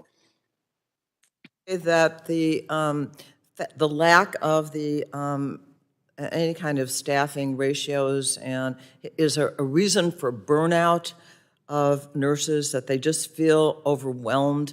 And we do see a flight of nurses that was mentioned by one of our other witnesses, and that would help to keep people on the job. Dr. Rand? Absolutely. Thank you. That would absolutely help to keep people on the job. Speaking to nurses that are in states that have nursing staffing ratios versus those without, there's a really big difference in terms of their quality of care provided, their levels of burnout, and their willingness to stay there. So I really appreciate that, but because we're talking not only about the nurses themselves and their ability to stay on the job, but I think the data that you refer to that shows that the outcomes for patients really improves. I've talked to nurses who are so worried that they have not been able to make sure that the medication is correct, and we know that there is a good deal of harm that happens in hospitals that some of which can be attributed to the fact that the nurses can't spend enough time. So I just thank you for that, and we want to do everything we can to make sure that both the workers and the patients have what they need as we go forward. And so I yield back. Thank you. Thank the gentlelady. Mr. McKinley, you're now recognized for 5 minutes. Thank you, Madam Chairwoman. Lessons learned from the pandemic. There's several things that I'm going to try to get through in a short time. Several of the hospitals in West Virginia have indicated that they seem to have increased efforts to hack into their hospital records. I don't know whether that's unique to West Virginia. Has it been for any that went on the panel? Have they seen that across the country during this pandemic, that people were trying to get access to health records? Can anyone comment about that just quickly? Hearing none. Let me go to Austin. This is if I could, Dr. Rani, just to say that the issue of cyber attacks on healthcare records is an issue that's been going on for a very long time, and I can provide data from Dr. Paraxis. Increase, has there been an increase in this? That's what I'm trying to get to. So if I could, I'm not sure. I will find out. Okay. To Austin down in Emory. My wife was a critical care nurse for 45 years, and we've known about this shortage of nursing care for some time. But during the pandemic, there was a call or demand for increased nursing care, and so the traveling nurses really took off on this. And so hospitals like Emory or all the way, the larger hospitals all across America are paying, I know we have records of it, as much as $200 an hour for 1,000 hours that they work. That's exacerbating the shortage that Chakowski just talked about. Larger hospitals can afford to pay that. But rural hospitals like we have in West Virginia and in Eastern Ohio or elsewhere, rural areas, can't compete with that. They're being robbed of their nurses. So I'm curious, what is the solution they can't afford to pay more, or they would have been doing that.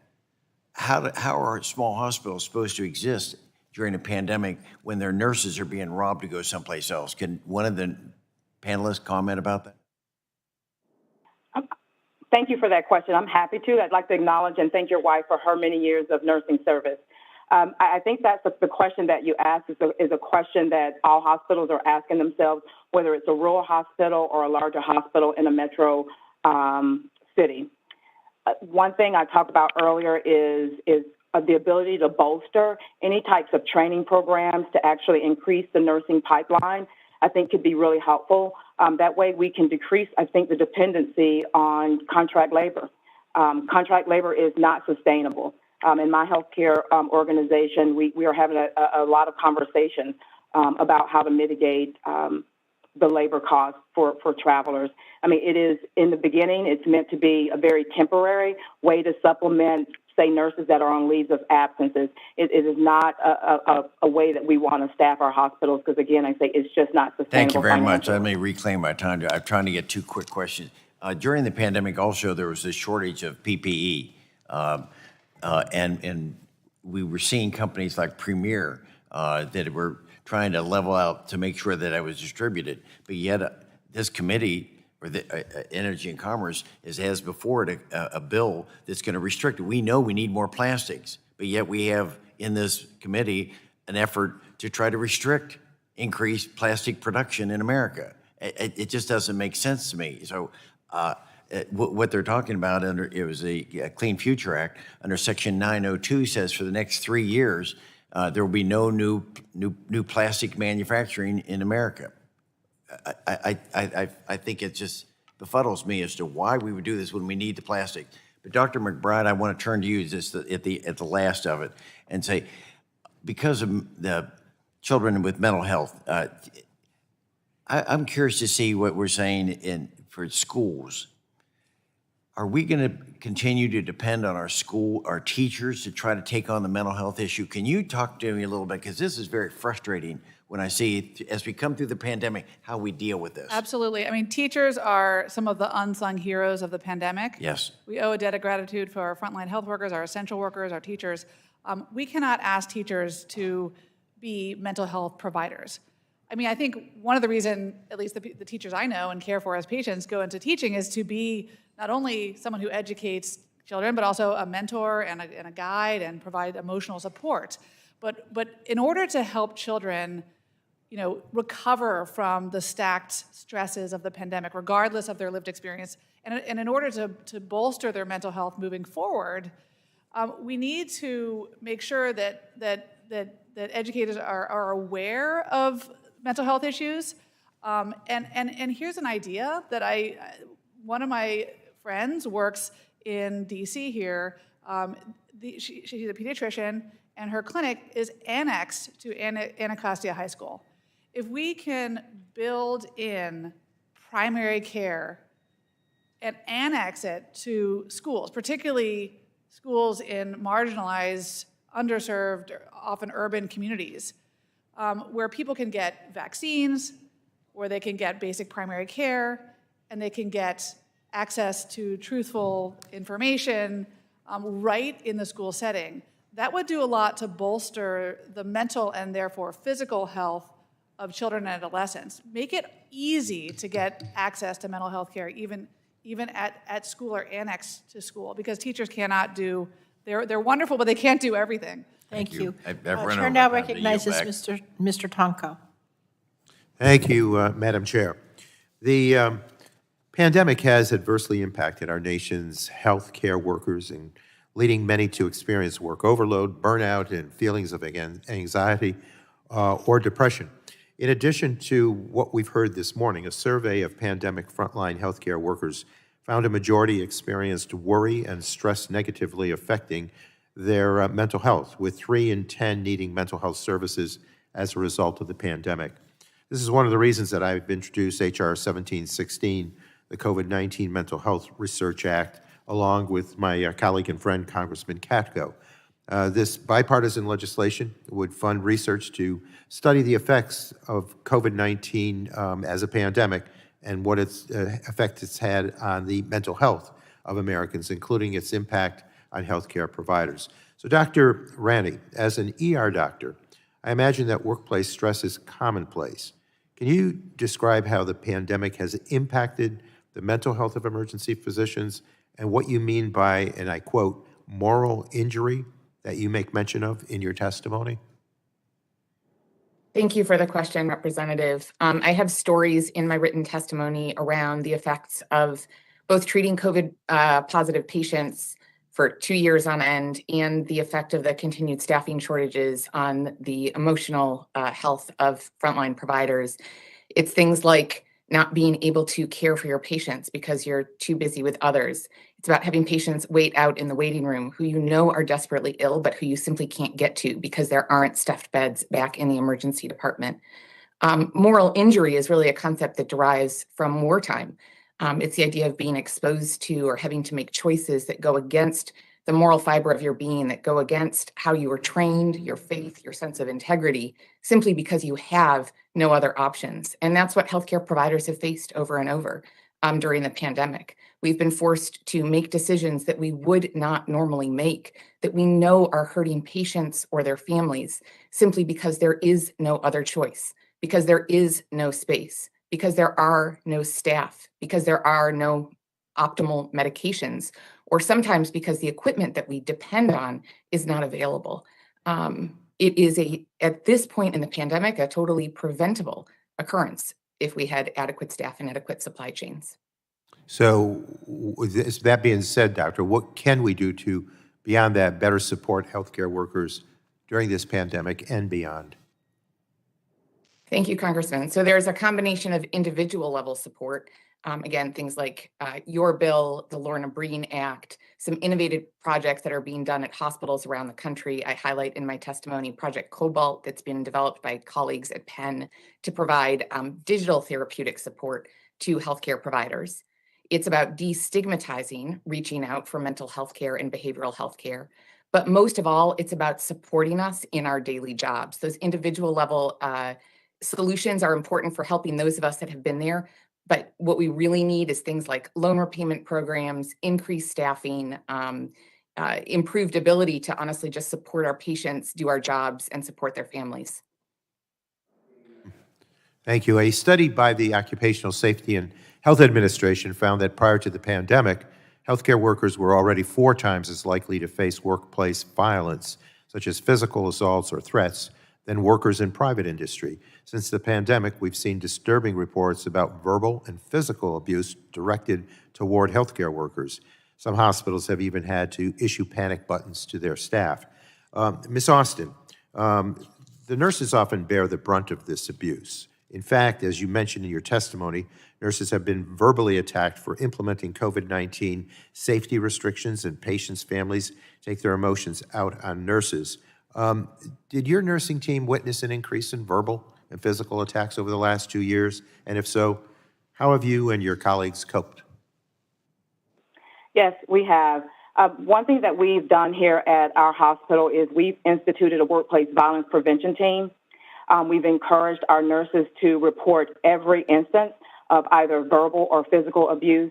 Oftentimes what we found is that nurses believe that, this is just what's supposed to happen, and they take on the verbal, usually not the physical, but the verbal abuse, they will let go. And so we've done a lot of work to encourage nurses to report every single instance.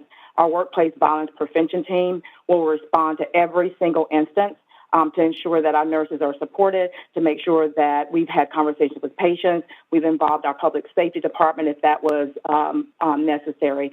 We make sure that our leaders are rallying around our staff so that they know that they have full support from our hospital around these types of instances. Thank you very much. And Madam Chair, I yield back. I thank the gentleman. Chair now recognizes Mr. Palmer for 5 minutes. Thank the witnesses for being here and for the chairwoman holding this hearing. One of the things that I think has been touched on a little bit is the impact of the lockdowns on school children. But I haven't heard anyone talk about this, Dr. McBride, the surge in teen suicides. we've seen a record number of teen suicides. It got so bad in Las Vegas that it forced the Las Vegas schools to reopen. I know that the medical community's been overwhelmed with the treating COVID patients, but added to that are the complications of being locked out of jobs, being locked out of schools, being cut off socially from peers and friends. Hasn't that added to your workload? To Dr. McBride, yes, thank you. Absolutely. I mean, I think it's important to recognize that ER visits for mental health concerns, suicide rates, cannot possibly measure the breadth and depth of people's despair as defined by having depression, anxiety, OCD, PTSD, substance use disorder. I would also say, to make it clear, that there are many, many roots of people's underlying health conditions in the mental health sphere. In other words, people have lost loved ones to COVID-19. Mm-hmm. That's a trauma. People have also lost a sense of normalcy in their fourth grade classroom. That's also a loss. So I think that the roots of the mental health crisis are broad and varied, but I think it's not a coincidence that the Surgeon General... Let me ask for a little clarification here, because when you start talking about how broad it is, that implies that there are underlying conditions that may have been made worse by the lockdowns.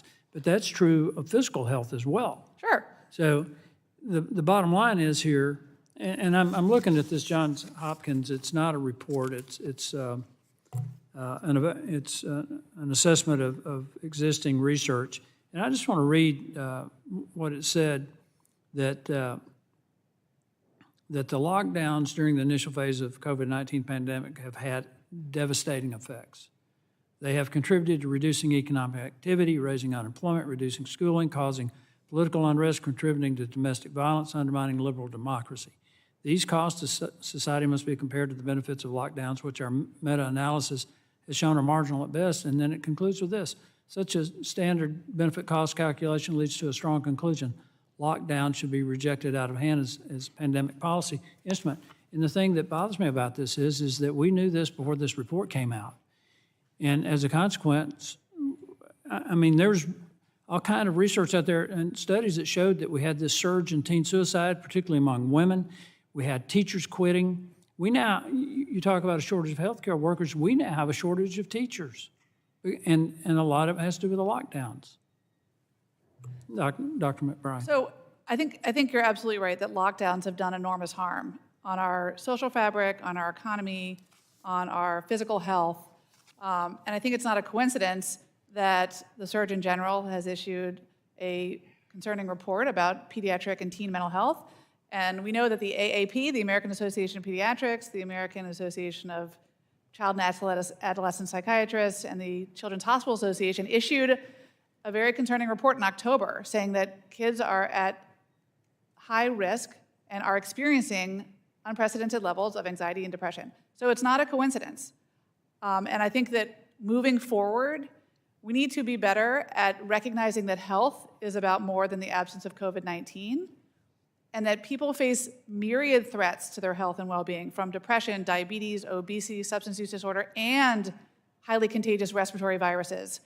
That is our job in healthcare, is to think broadly about health. One of my biggest concerns about this, aside from all of the other things that we've just discussed, is this massive loss of public confidence in medicine, in science, and in the political leadership of this country. We have to get back to science, we have to get back to medicine, and we've got to figure out a way to restore the public's confidence in those who make these type decisions, that they cannot be political. With that, Madam Chairman, I yield back. I thank the gentleman. I agree. Chair now recognizes Mr. Ruiz for 5 minutes virtually. Thank you, Chairwoman. This is a very special day and hearing for me, not only because of the topic, but because a good old friend is part of the hearing witnesses. I texted Dr. Dan Knack earlier today, and I said, who would have ever imagined during those long hours of studying at Harvard Medical School for our exams that one day he would be a witness in the hearing before Congress, and I would be a member of that committee. We worked tirelessly fighting to reduce disparities and fighting for health equity as medical students, as residents, and now here we are doing the same work. And I'm so proud of the work and his leadership throughout all of this. So thank you, Dr. my good friend Dan Kalak, for being here. The nation's health system relies on a range of professions and people to support the health of all people in all communities. From the public health infrastructure within federal, state, local, tribal, and territorial health agencies to the networks of nonprofits and private healthcare facilities, it takes every entity working together to prepare for and respond to public health emergencies, in addition to preventing disease and promoting Americans' health every day. Unfortunately, the COVID-19 pandemic has been a stark example of the consequences of failing to support a robust public health infrastructure.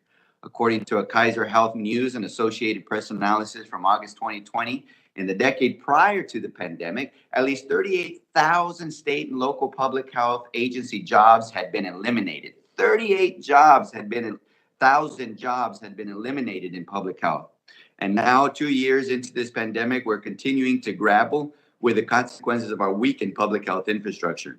Dr. Kalak, has the weakened public health infrastructure impacted your patients and communities across the public health information and education about COVID-19? And would strengthening this infrastructure, especially within the IHS system, help address access and health disparities and inequities Native Americans face? And if so, how? Thank you, Congressman Ruiz. There is, as we all have seen in the past couple of years, a tremendous disparity, and that's been uncovered by the pandemic and the delivery of healthcare services. And it's no more evident than what we see in Health and Human Services, and especially in providing healthcare to those rural communities, and also those communities with underrepresented individuals who are increased risk for health disparity, whether they exist in rural communities or they are in urban communities in impoverished areas. The placement, as we had spoke about with many of the interviewees and the people on the panel today, is the workforce need. So it's an interesting predicament we are right now, and I really recognize the fact that we have two American Indian individuals on this subcommittee, which is not typical for Congress, but the issue of dealing with what we're going to do with the problem moving forward. And so I think we have multiple lessons to garner information from, but what are we going to do about it in terms of workforce? I'm glad you said, what do we do moving forward? Because in some of the more underserved parts of my district, community health workers, or the promotores, played a vital role in keeping my constituents safe and healthy. They were the ones educating those communities on how to obtain and use PPE, how to access testing, and the importance of getting vaccinated and build trust between the community and the healthcare professionals. They became critical liaisons between my constituents and health and community support systems like the county health department, churches, and our healthcare district. This certainly is not the last pandemic that we will face, and there are lessons that we learned through this one that we can carry into our planning for the future. Dr. Kalak is a provider who cares for a widely underserved population. I know you have seen the unique challenges that those communities face. Do you see an increased role in our use of community health workers, both in future pandemics and in our public health education systems in general? Community health workers and public health nurses and primary care providers together can provide that role for those areas at most risk. And looking at options for loan repayment, as one of our panelists had mentioned, I know that the loan repayment through the Indian Health Service is not a tax-deferred loan payment. There's a current bill in Congress looking at providing a tax-deferred option for the loan repayment. I was an Indian Health Service recipient of that scholarship, and I'm looking forward to more Thank you, progress. Dan. I got about 10 seconds left. I want to ask Dr. Rainey. You talked about how healthcare delays cause worsening health outcomes. We have lack of access in underserved communities. How has those health delays affected the disparities that we see in underserved populations' health? Thank you, Representative. It's a joy to see you, and thank you for representing our specialty in Congress. Very briefly, we already had wide disparities according to race and ethnicity in health outcomes. Those have only worsened during COVID, both in terms of COVID outcomes and in terms of access to other preventative care and timely treatment. Our safety net hospitals have been the worst affected by the pandemic, by PPE shortages, and of course by COVID itself. Thank you so much. Thank you very much. I yield back. Gentleman's time's expired. Chair now recognizes Mr. Dunn for 5 minutes. Thank you very much, Madam Chair and Ranking Member Griffith, for hosting this hearing today to discuss the impacts of COVID-19 on American healthcare. The impacts across all medical specialties are so wide-ranging that it would be literally impossible to adequately address them in a single hearing. It is my hope, however, that this committee will continue this important work.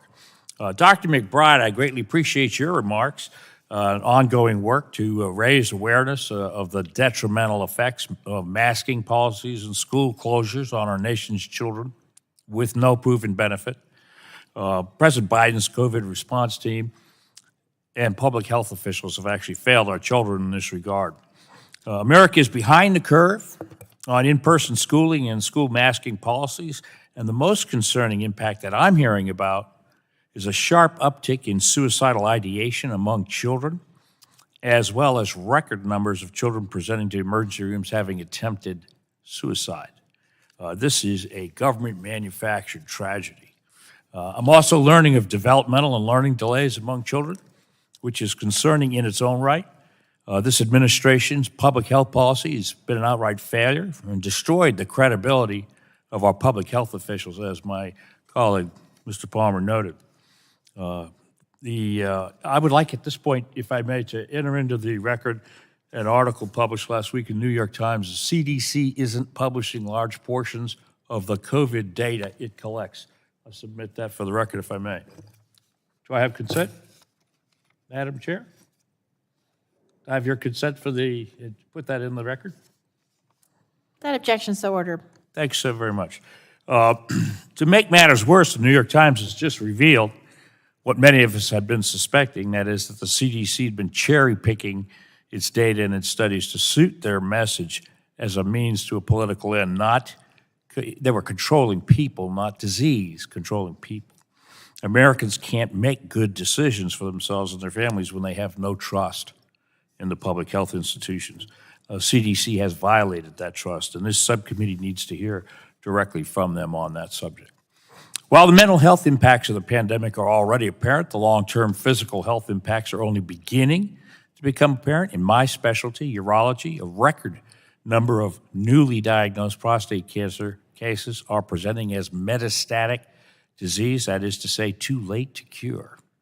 We know early screening saves lives, and I can't stress enough how important it'll be for people to get back to their doctor's office and make up for the missed opportunities of the last 2 years. Dr. McBride, to that end, as you know well, hospitals facing a surge of COVID-19 cases postponed many semi-elective surgeries and medical services. Do you think that the postponements and now rescheduling of those elective and semi-elective procedures could be contributing to the current high case volumes, even as Omicron is subsiding? Thank you very much for that question.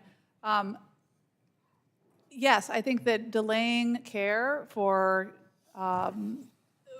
underlying health conditions has caused major problems. Pre-pandemic, we had surging rates of obesity, substance use disorder, and Lots of things. Excuse me? Lots of things. Let me ask you, in your hospital, would you say it's bed capacity or staffing shortages that are most critical to the hospital's capacity to take new patients? I'm sorry, can you repeat the question? Shortage of beds or shortage of staff? Which is more critical in your hospital? So I'm not sure I'm the right person to answer that question because I work mostly in the outpatient setting. Okay, fair enough. I've been surveying a lot of hospitals in my district, and they all say it's the staffing. I'd also like to ask you this. We know that the public health agencies failed a lot on the messaging, specifically on natural immunity. They've only recently recognized that. Can you tell us what that meant to our COVID response? And tell me also if there's any disease that we vaccinate for after somebody recovers from that disease. So smallpox, yellow fever, diphtheria. Do we come in behind the disease and vaccinate? I can't think of one.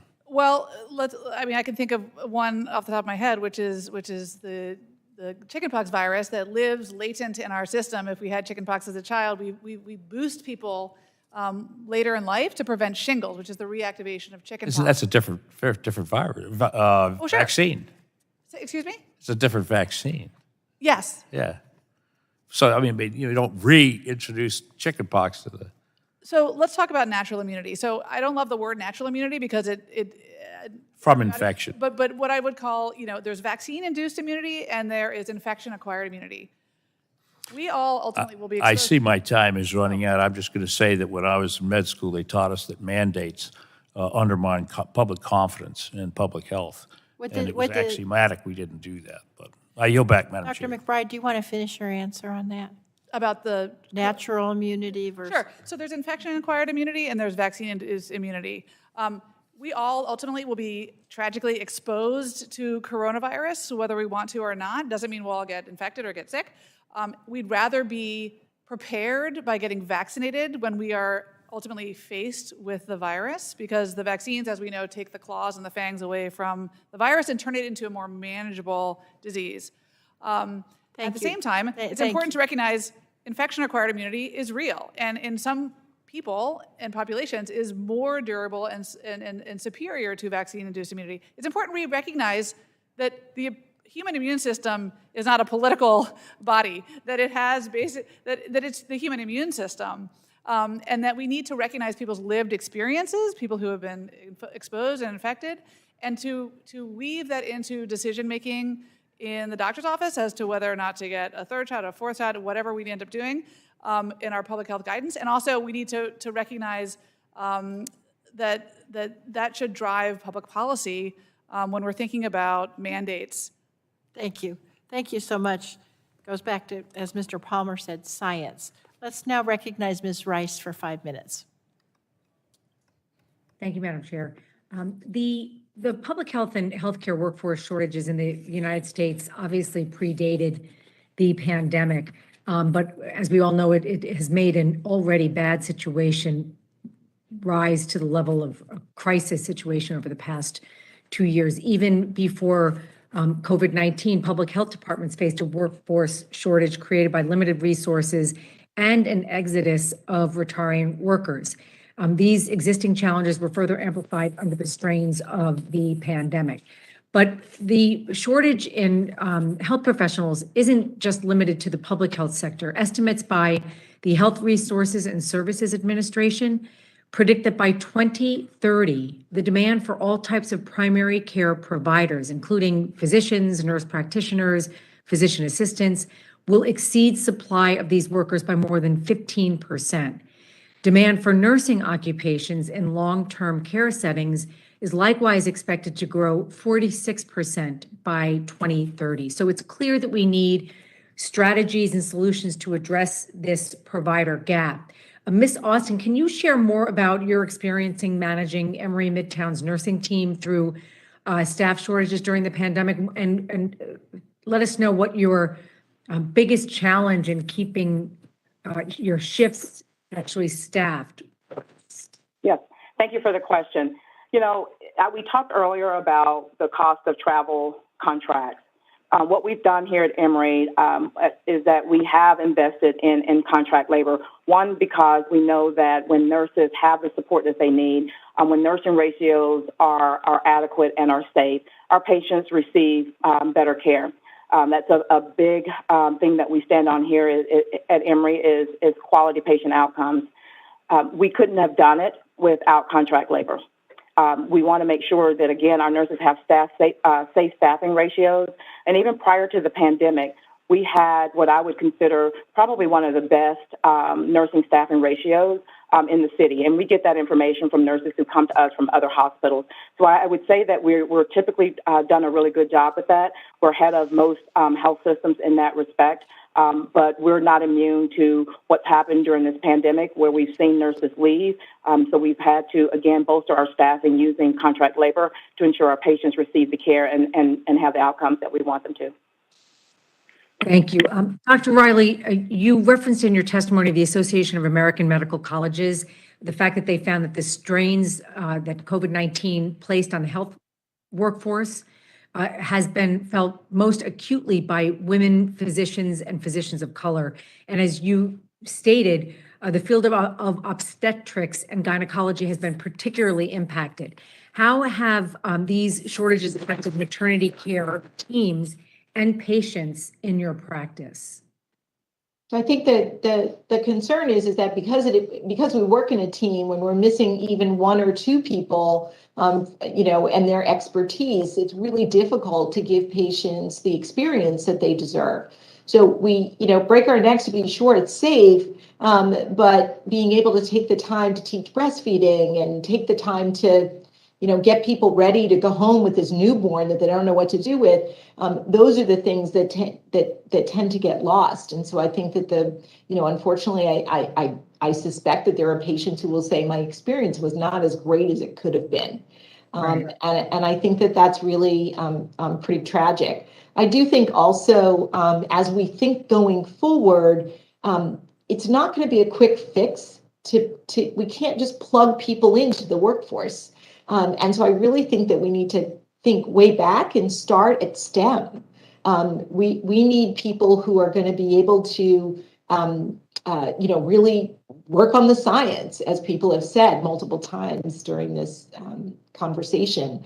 And we need to start that as early as, third grade, fourth grade, whatever it is, and get people excited about science, because we just need so much help. Well, you make a good point, Doctor, because, if there's one thing that we've seen also, maybe one of the upsides was that there has been this increased interest in people getting involved in the medical field, whether it's from, EMTs to nursing to doctors. And we should do everything we can to enable people to enter those fields, because obviously, as we've all been talking about, we need to increase the pool of this workforce. So thank you all so much for coming testifying today, and I yield back the balance of my time. Thank you, Madam Chair. Thank the gentlelady. Mr. Joyce, you're now recognized for 5 minutes. Thank you, Chair DeGette, for yielding, and to Ranking Member Griffith for holding this hearing today. I would also like to thank our distinguished panel of physicians and health providers for not only appearing here today, but for all the work that you've done during this pandemic. Dr. McBride, recently entered into this hearing, a New York Times article reported that the CDC over the last year collected extensive data on vaccine and booster effectiveness, breakthrough infections, and wastewater collection for the presence of virus, but subsequently released very little information of this data.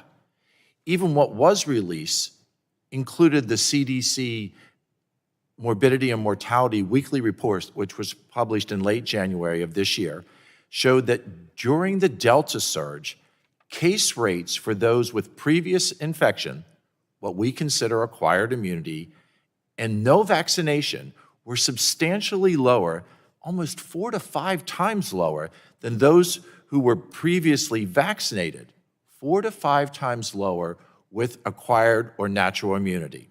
And hospitalization rates followed a similar pattern.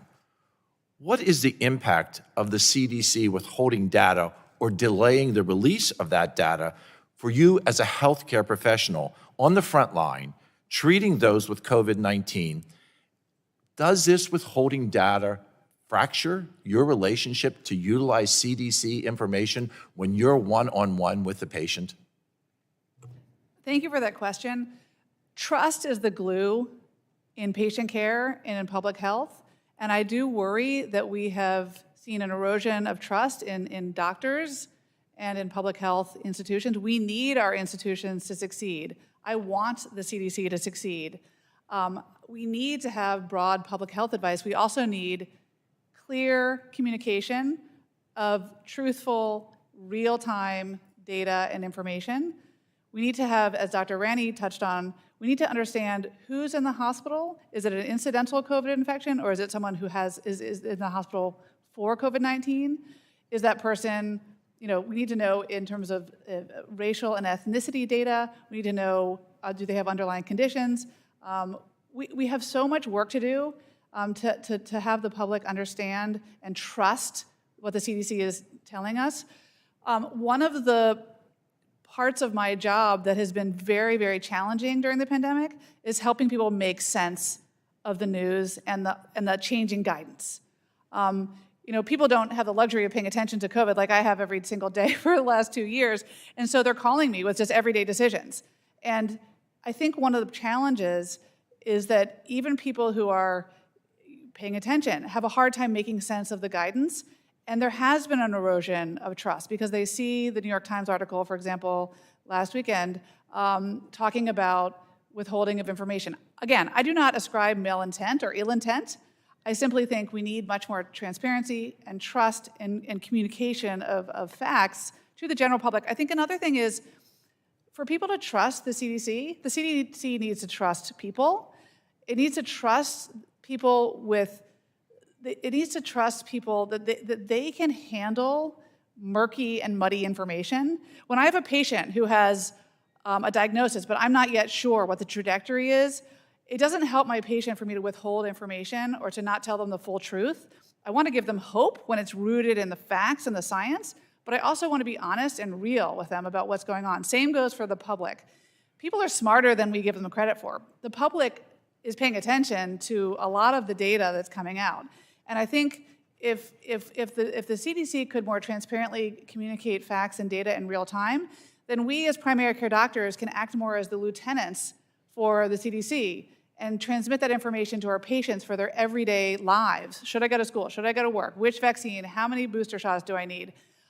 Does that, my time is limited, but does that lack of transparency and transfer of information, which you just discussed, does that make your job more difficult? Absolutely. As a Johns Hopkins trained physician, someone who is used to dealing with data, used to dealing with this every day of how you practice, does that lack of transparency from the CDC make your job as a physician more difficult?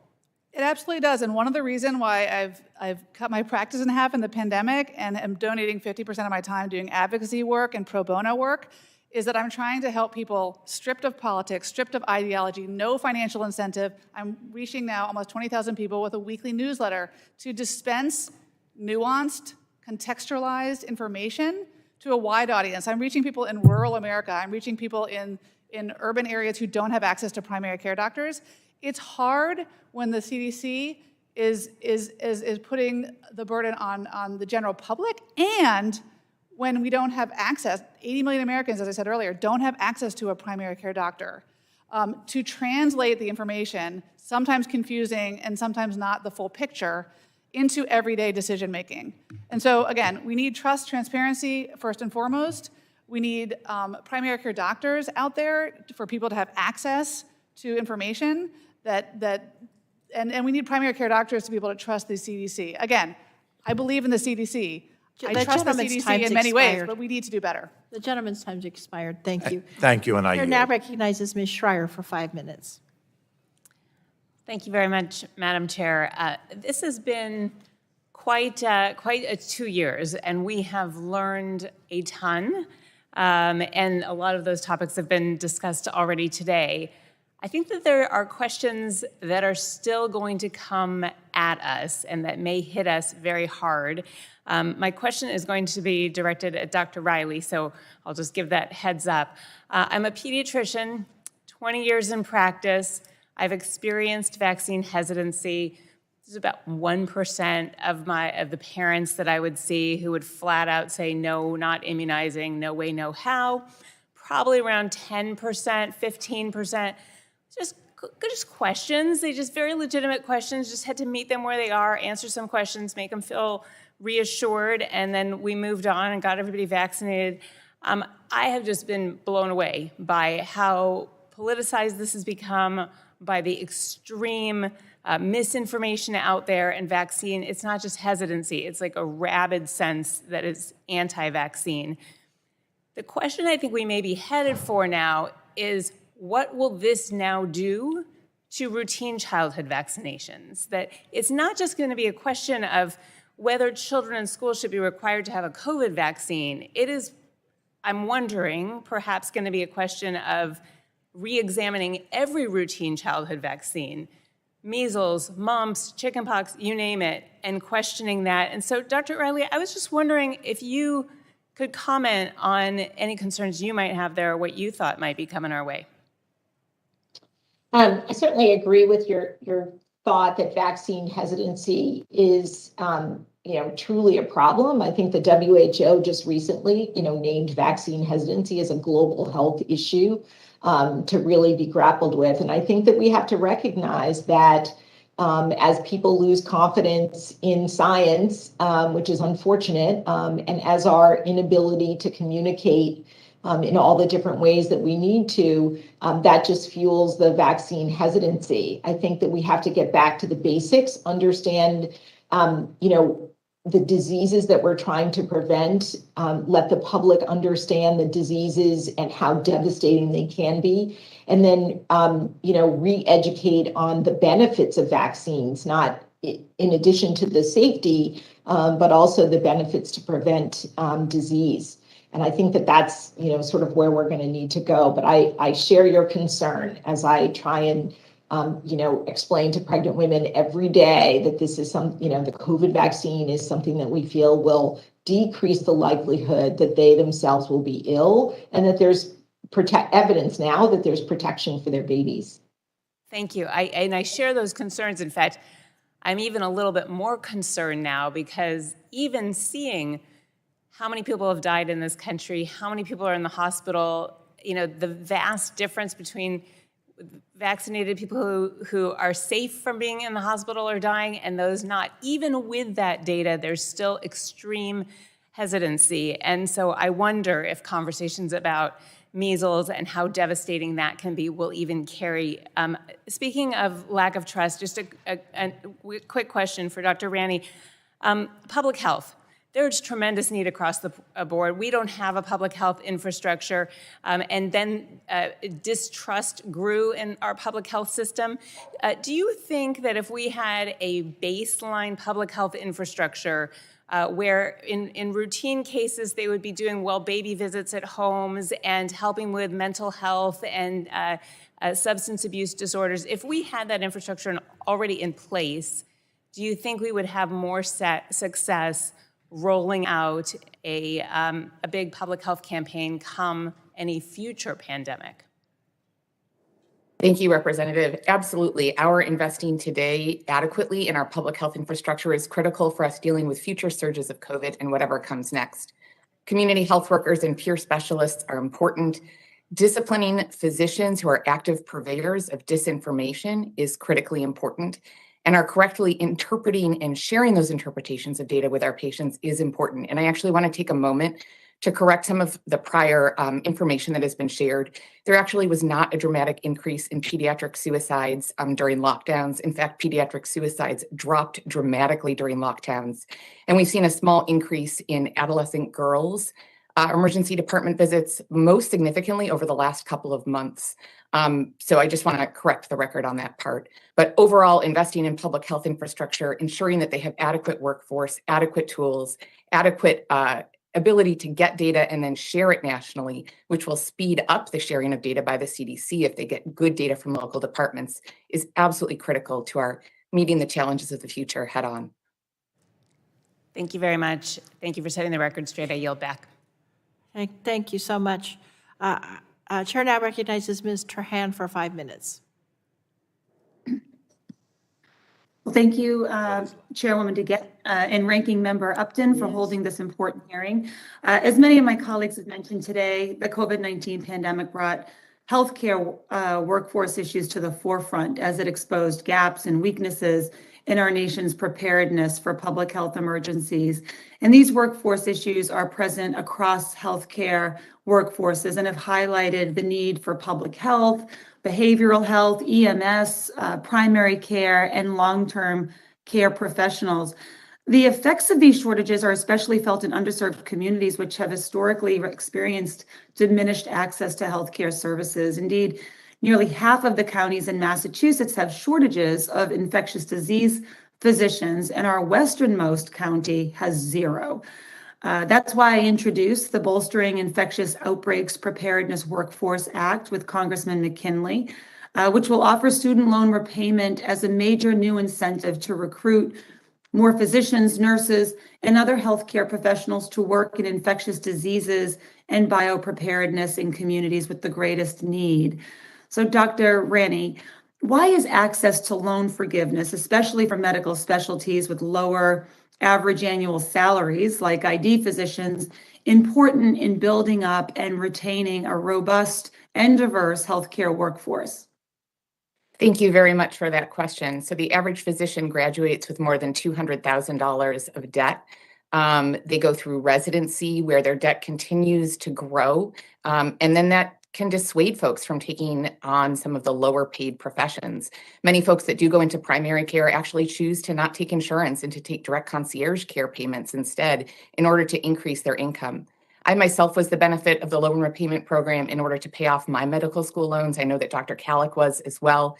It's critical in terms of getting physicians and other healthcare professionals to be able to work on the front lines in underserved communities, to be able to spend time doing research and to do other critically important public health functions, and to not take those higher remunerating jobs, to not have to go to areas that pay better.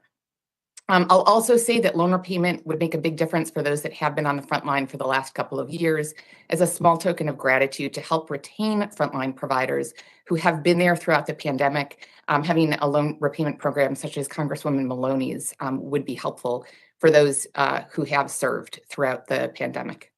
Absolutely. And I thank you for flagging Chairwoman Maloney's bill because I couldn't agree more. I'm going to switch gears because the president mentioned last night in his State of the Union address the importance of Congress conquering other public health crises, such as rising substance use disorder rates that require specialized healthcare professionals.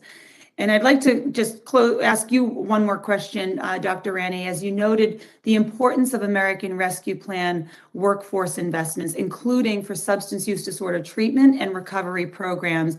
I was encouraged to see that Brown University's Warren Alpert Medical School class of 2020 graduates were the first in the nation to graduate with training that allows them to prescribe medications to treat opioid use disorder in any U.S. state. So as a trained emergency physician, you interact with patients seeking treatment for a range of physical and mental health issues and often have opportunities to provide effective interventions for individuals with an opioid or other substance use disorder. In your experience, do you agree that more patients with OUD could be helped if comprehensive training on how to identify, treat, and manage patients with a substance use disorder was the standard? 100% I agree. In my emergency department, thanks to the leadership of our former director of health, Dr. Alexander Scott, as well as our former governor, now Secretary of Commerce Raimondo, we actually have standard screening. We have standard protocols for every patient that comes in with opioid use disorder. We prescribe Suboxone at the bedside during an emergency department visit for folks who've overdosed on opioids. That's been shown over and over again by my fellow emergency physicians, as well as addiction medicine specialists, to be the best way to help prevent overdose deaths. Surrounding that with a suite of peer recovery supports is also critical, whether in person or remote. This is one of the most important things that we can do to help folks who are subject to opioid use disorder. And I will strongly urge that we actually get rid of the X waiver requirement, which is a huge barrier to prescribing a medication that is no more dangerous and perhaps more helpful than many of the medications that we prescribe every day for many other disorders. Well, thank you. I appreciate both of those answers. And to all the other witnesses, thank you for your testimony today. I yield back. Thank you, Madam Chair. I thank the gentleman. Chair now recognizes Mr. O'Halloran for 5 minutes. Thank you, Madam Chair and Ranking Member, for holding this meeting. Thank you to the panelists for their presentations today. The issues that we have heard from today's witnesses are not new. The pandemic has strained our health systems and exposed our doctors, nurses, and frontline workers to overwhelming conditions and a constant struggle to treat patients and save lives. I was happy to spend the last 2 weeks touring my district and talking to healthcare providers and administrators. These are rural and tribal providers, and they are struggling. Some of these struggles are not new. Payment models continue to discriminate against rural providers, and healthcare systems continue to incentivize doctors and providers to settle in urban and suburban areas and practice medicine in well-resourced settings. But what is new are incredible staffing challenges. Hospitals, community health centers, our doctors, offices, paramedics, EMTs, and ambulatory services, among others, are all suffering from the same staffing issues, and it is hardly addressing the issues that rural and tribal communities are facing. Just as a side issue, a lot of people say, well, why don't they just move into urban areas? Well, we need them out in rural areas for producing the food, bringing water in, making sure our transportation systems work, on and on and on. This is a combination that is needed critically in our future. So Dr. Kulek, thank you for joining us today. Your testimony highlights this long-standing lack of investment in Indian Health Services facilities.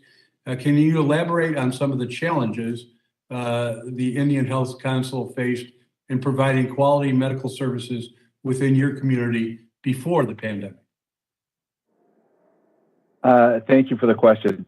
Just a couple comments regarding the workforce that currently exists now. So I'm one of only 2 pediatricians in the area, probably surrounding 50 miles radius from our site.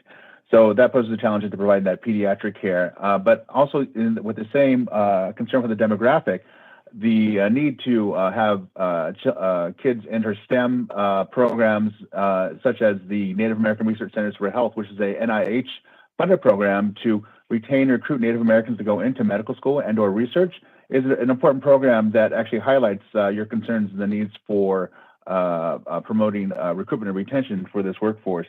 And I'd also like to comment on the fact that my son is actually one of the only MD PhD who will be at University of California, San Diego, providing or finishing up his studies there for over the last 4 years. But he will be the only Native American from this area to accomplish that feat. So I think just examples of those wide disparities show a need to have a continued workforce and some of the challenges that tribes and the rural areas as a whole across the country are facing. Thank you, doctors. And this is another question for you. Since my time in Congress, I have focused on addressing the long-standing failures of the federal government to provide support to tribal communities and, for that matter, rural communities throughout our country. However, since the pandemic, Congress has taken several actions to support tribal communities, including increasing funding through the CARES Act, the American Rescue Plan, and the Bipartisan Infrastructure Investment and Jobs Act. Which programs have been most effective throughout the pandemic, and should be reworked to provide additional support to tribal healthcare, and if you can comment also to rural healthcare? Yeah, thank you. The funds that have been provided through the CARES Act and through several different funding mechanisms to support the tribal missions in the area have been phenomenal. And without those funds, we would not have been providing the care that we've done so with testing, tracing, treatment for those individuals afflicted with COVID, and providing the supportive care for the preventive healthcare measures that we've had to catch up on. It's said that pediatrics are almost a year and a half back in terms of preventive health exams. So I think looking at Indian Health Service funding and other public health service programs, since the budgets have been relatively flat over the last 10 years, is an important first step. Well, and thank you, Doctor. Thank you, Madam Chair, and I yield. I thank the gentleman. We have several members of the full committee who have asked to waive on, and we're always pleased to accommodate them. So first, I will recognize Mr. Carter for 5 minutes. Thank you, Madam Chair, and thank all of you for participating in this. It's extremely important. I want to ask kind of a general question. I'll start with you, Dr. Rainey. What data do you think the CDC should be collecting at this time that it hasn't collected?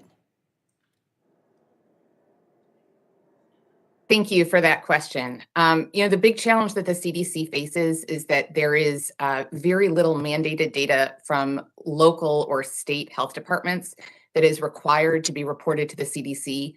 There's also a lack of standardization of data, which means that when the CDC gets it, they have to spend a lot of time cleaning and verifying it, which then delays release of the data to the public.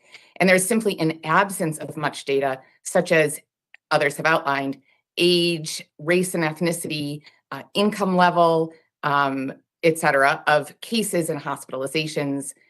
There's a lack of data around adequate staffed beds. HHS reports hospital beds and hospital capacity, period, but doesn't take account for staffing shortages. The wastewater data is a great thing that's going to be really important for us for predicting future surges. I could go on.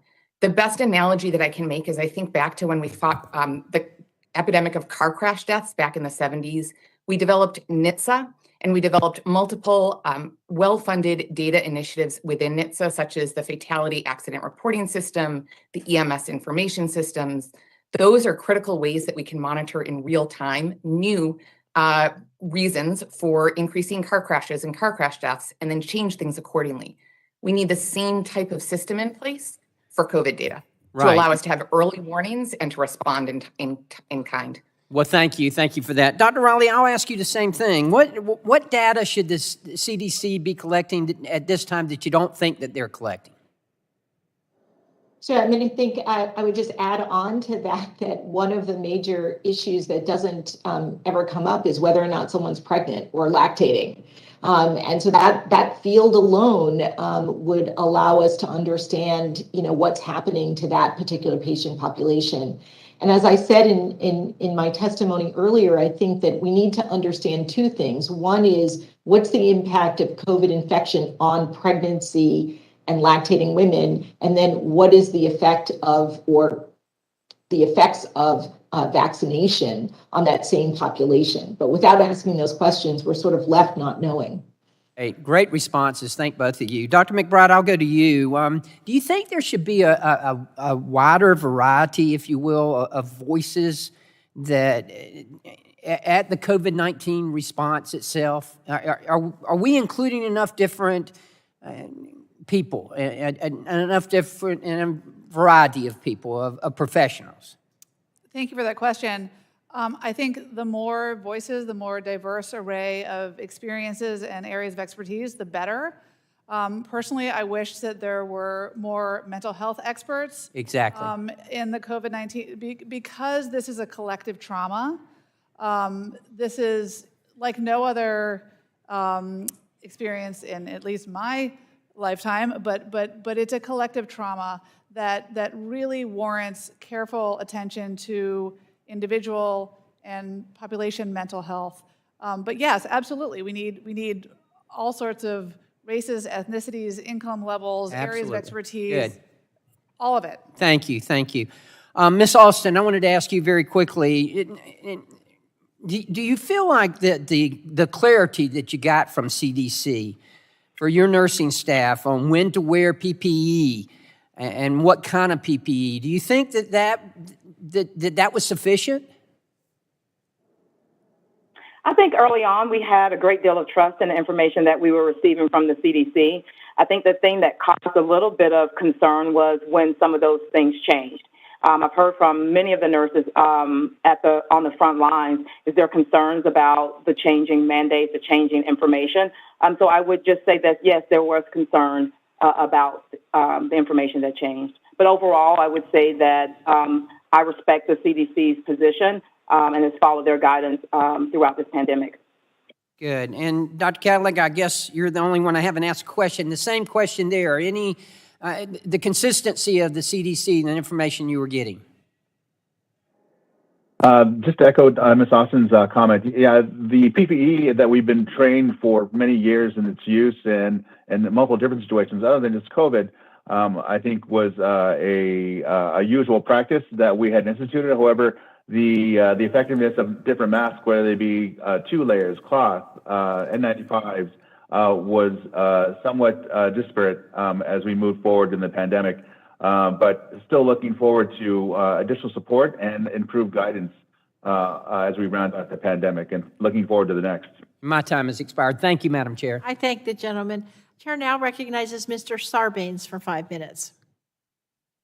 Thank you very much, Madam Chair, and thank you for allowing me to wave on to this hearing today. I appreciate it very much. Obviously, the focus here has largely been on workforce shortages, particularly aggravated or exacerbated by the pandemic when we look at the healthcare workforce. But we know these shortages have been accumulating. It's I guess a strange turn of phrase, shortages accumulating, but that's what's been happening for years now. And we're just looking at new and extra dimensions of that challenge. I've been focused on this for a long time, was able to work to get a provision into the Affordable Care Act that would create a national healthcare workforce commission to kind of systematically look at and assess what the shortages are and put forward recommendations, policy recommendations on how to address them. We're going to continue to try to bring that focus to bear. But we also have to get creative, I think, and innovative about how to meet those shortages, whether it's nurses or physicians, other caregivers in the continuum of care. And Dr. Rainey, I apologize if I'm not pronouncing your name correctly, but I'd be interested in getting your perspective. I have a bill that I'm reintroducing called the Primary Care Physician Reentry Act. It would direct the Department of Health and Human Services to establish a demonstration program that could facilitate physician reentry into primary care clinical practice after an absence from their practice for one reason or another, after retirement. So trying to create an incentive, an expedited process of bringing these physicians back. Do you think that that's a good idea? Could that help us? Do you think that it would be appealing to retired physicians? Do you think it could help us address this workforce shortage? If you could speak to that, I appreciate it. Thank you. I'm not familiar with your bill, but look forward to learning about it. I will also say that Dr. McBride is the primary care doc, not me, so I will let her talk about what will get folks into primary care. But I do think that providing avenues, on-ramps to get physicians who have left bedside care back comfortable with the current clinical care environment, with current data around medical care, and getting them back into the clinical sphere is certainly something that would be helpful. Whether it's about retired physicians or others who have left bedside care for a variety of other reasons, having a way to reacclimate, to build up our clinical skills and get back into bedside care is a terrific idea. Thank you, Dr. McBride. If you could give me a quick thumbs up or thumbs down on that as a possible benefit in terms of getting more physicians into the Yeah, to address absolutely. this shortage. Whatever we can do to get more people into primary care, and not just to get more people in primary care, but to incentivize them to go into primary care instead of subspecialty medicine, for example. Those of us in primary care went into this field to be able to have time with patients, to establish a relationship so they can talk to you about their depression, their anxiety, and their dementia and their diabetes and their myriad health issues. My patient who's 82, I saw earlier this week, he's on 15 medications. He has a new heart valve. He has atrial fibrillation. He has hypertension. He has diabetes. And he's newly lost his wife. If I have 5 minutes to talk to the patient, I really cannot do my job. I cannot do what needs to be done. So we need to make sure that we are not only incentivizing doctors out of medical school to go into primary care, we need to change the system so that time with a trusted guide is the commodity, instead of treating primary care as just sort of a referral mill where the rapport and the relationship isn't the commodity. The commodity needs to be the trust, the rapport, and the relationship. There's a lot we can do when we sit down with our patients and talk to them, look them in the eye, and help them kind of meet their broad human needs by understanding who they are as a person and what their specific vulnerabilities are and how to protect them from the myriad threats that people face, whether it's COVID-19 or loss or other health harms. Appreciate that, and I like that idea of the commodity of trust and how we can invest in it and make sure that we reimburse for it in a way that creates the right incentives. Dr. Rainey, I've just got a couple of seconds left here. Why shouldn't there be a school-based health center in every school in America to address not just physical health needs on the part of our students, but the increasing mental health needs that they need? Fully staffed with counselors, with mental health professionals, with social workers, et cetera. If you could speak to that briefly, I'd appreciate it. I'll say that, heck, right now, I would just take a school nurse in every school in America. That in and of itself would be tremendous. School-based health centers are great both for getting kids and families care, and they can be augmented with telehealth or with digital care. I will also add that in addition to getting physicians in the workforce, we also need all the staff around us. We are a team. It's not just a physician, it's also nurses, medical assistant, home health aides, and more. Thank you very much, Madam Chair. Thank you. I thank the gentleman. But I got to tell you, Mr. Griffith and I both want to thank all of the witnesses for coming today. You were a wonderful panel and a wonderful team who gave us a lot of great information, and we will use it going forward. I want to remind members that pursuant to committee rules, that they have 10 business days to submit additional questions for the record to be answered by witnesses that appear in front of the subcommittee. And I want to ask the witnesses, if you do get these questions, if you can respond promptly to any of them. And with that, the subcommittee is adjourned.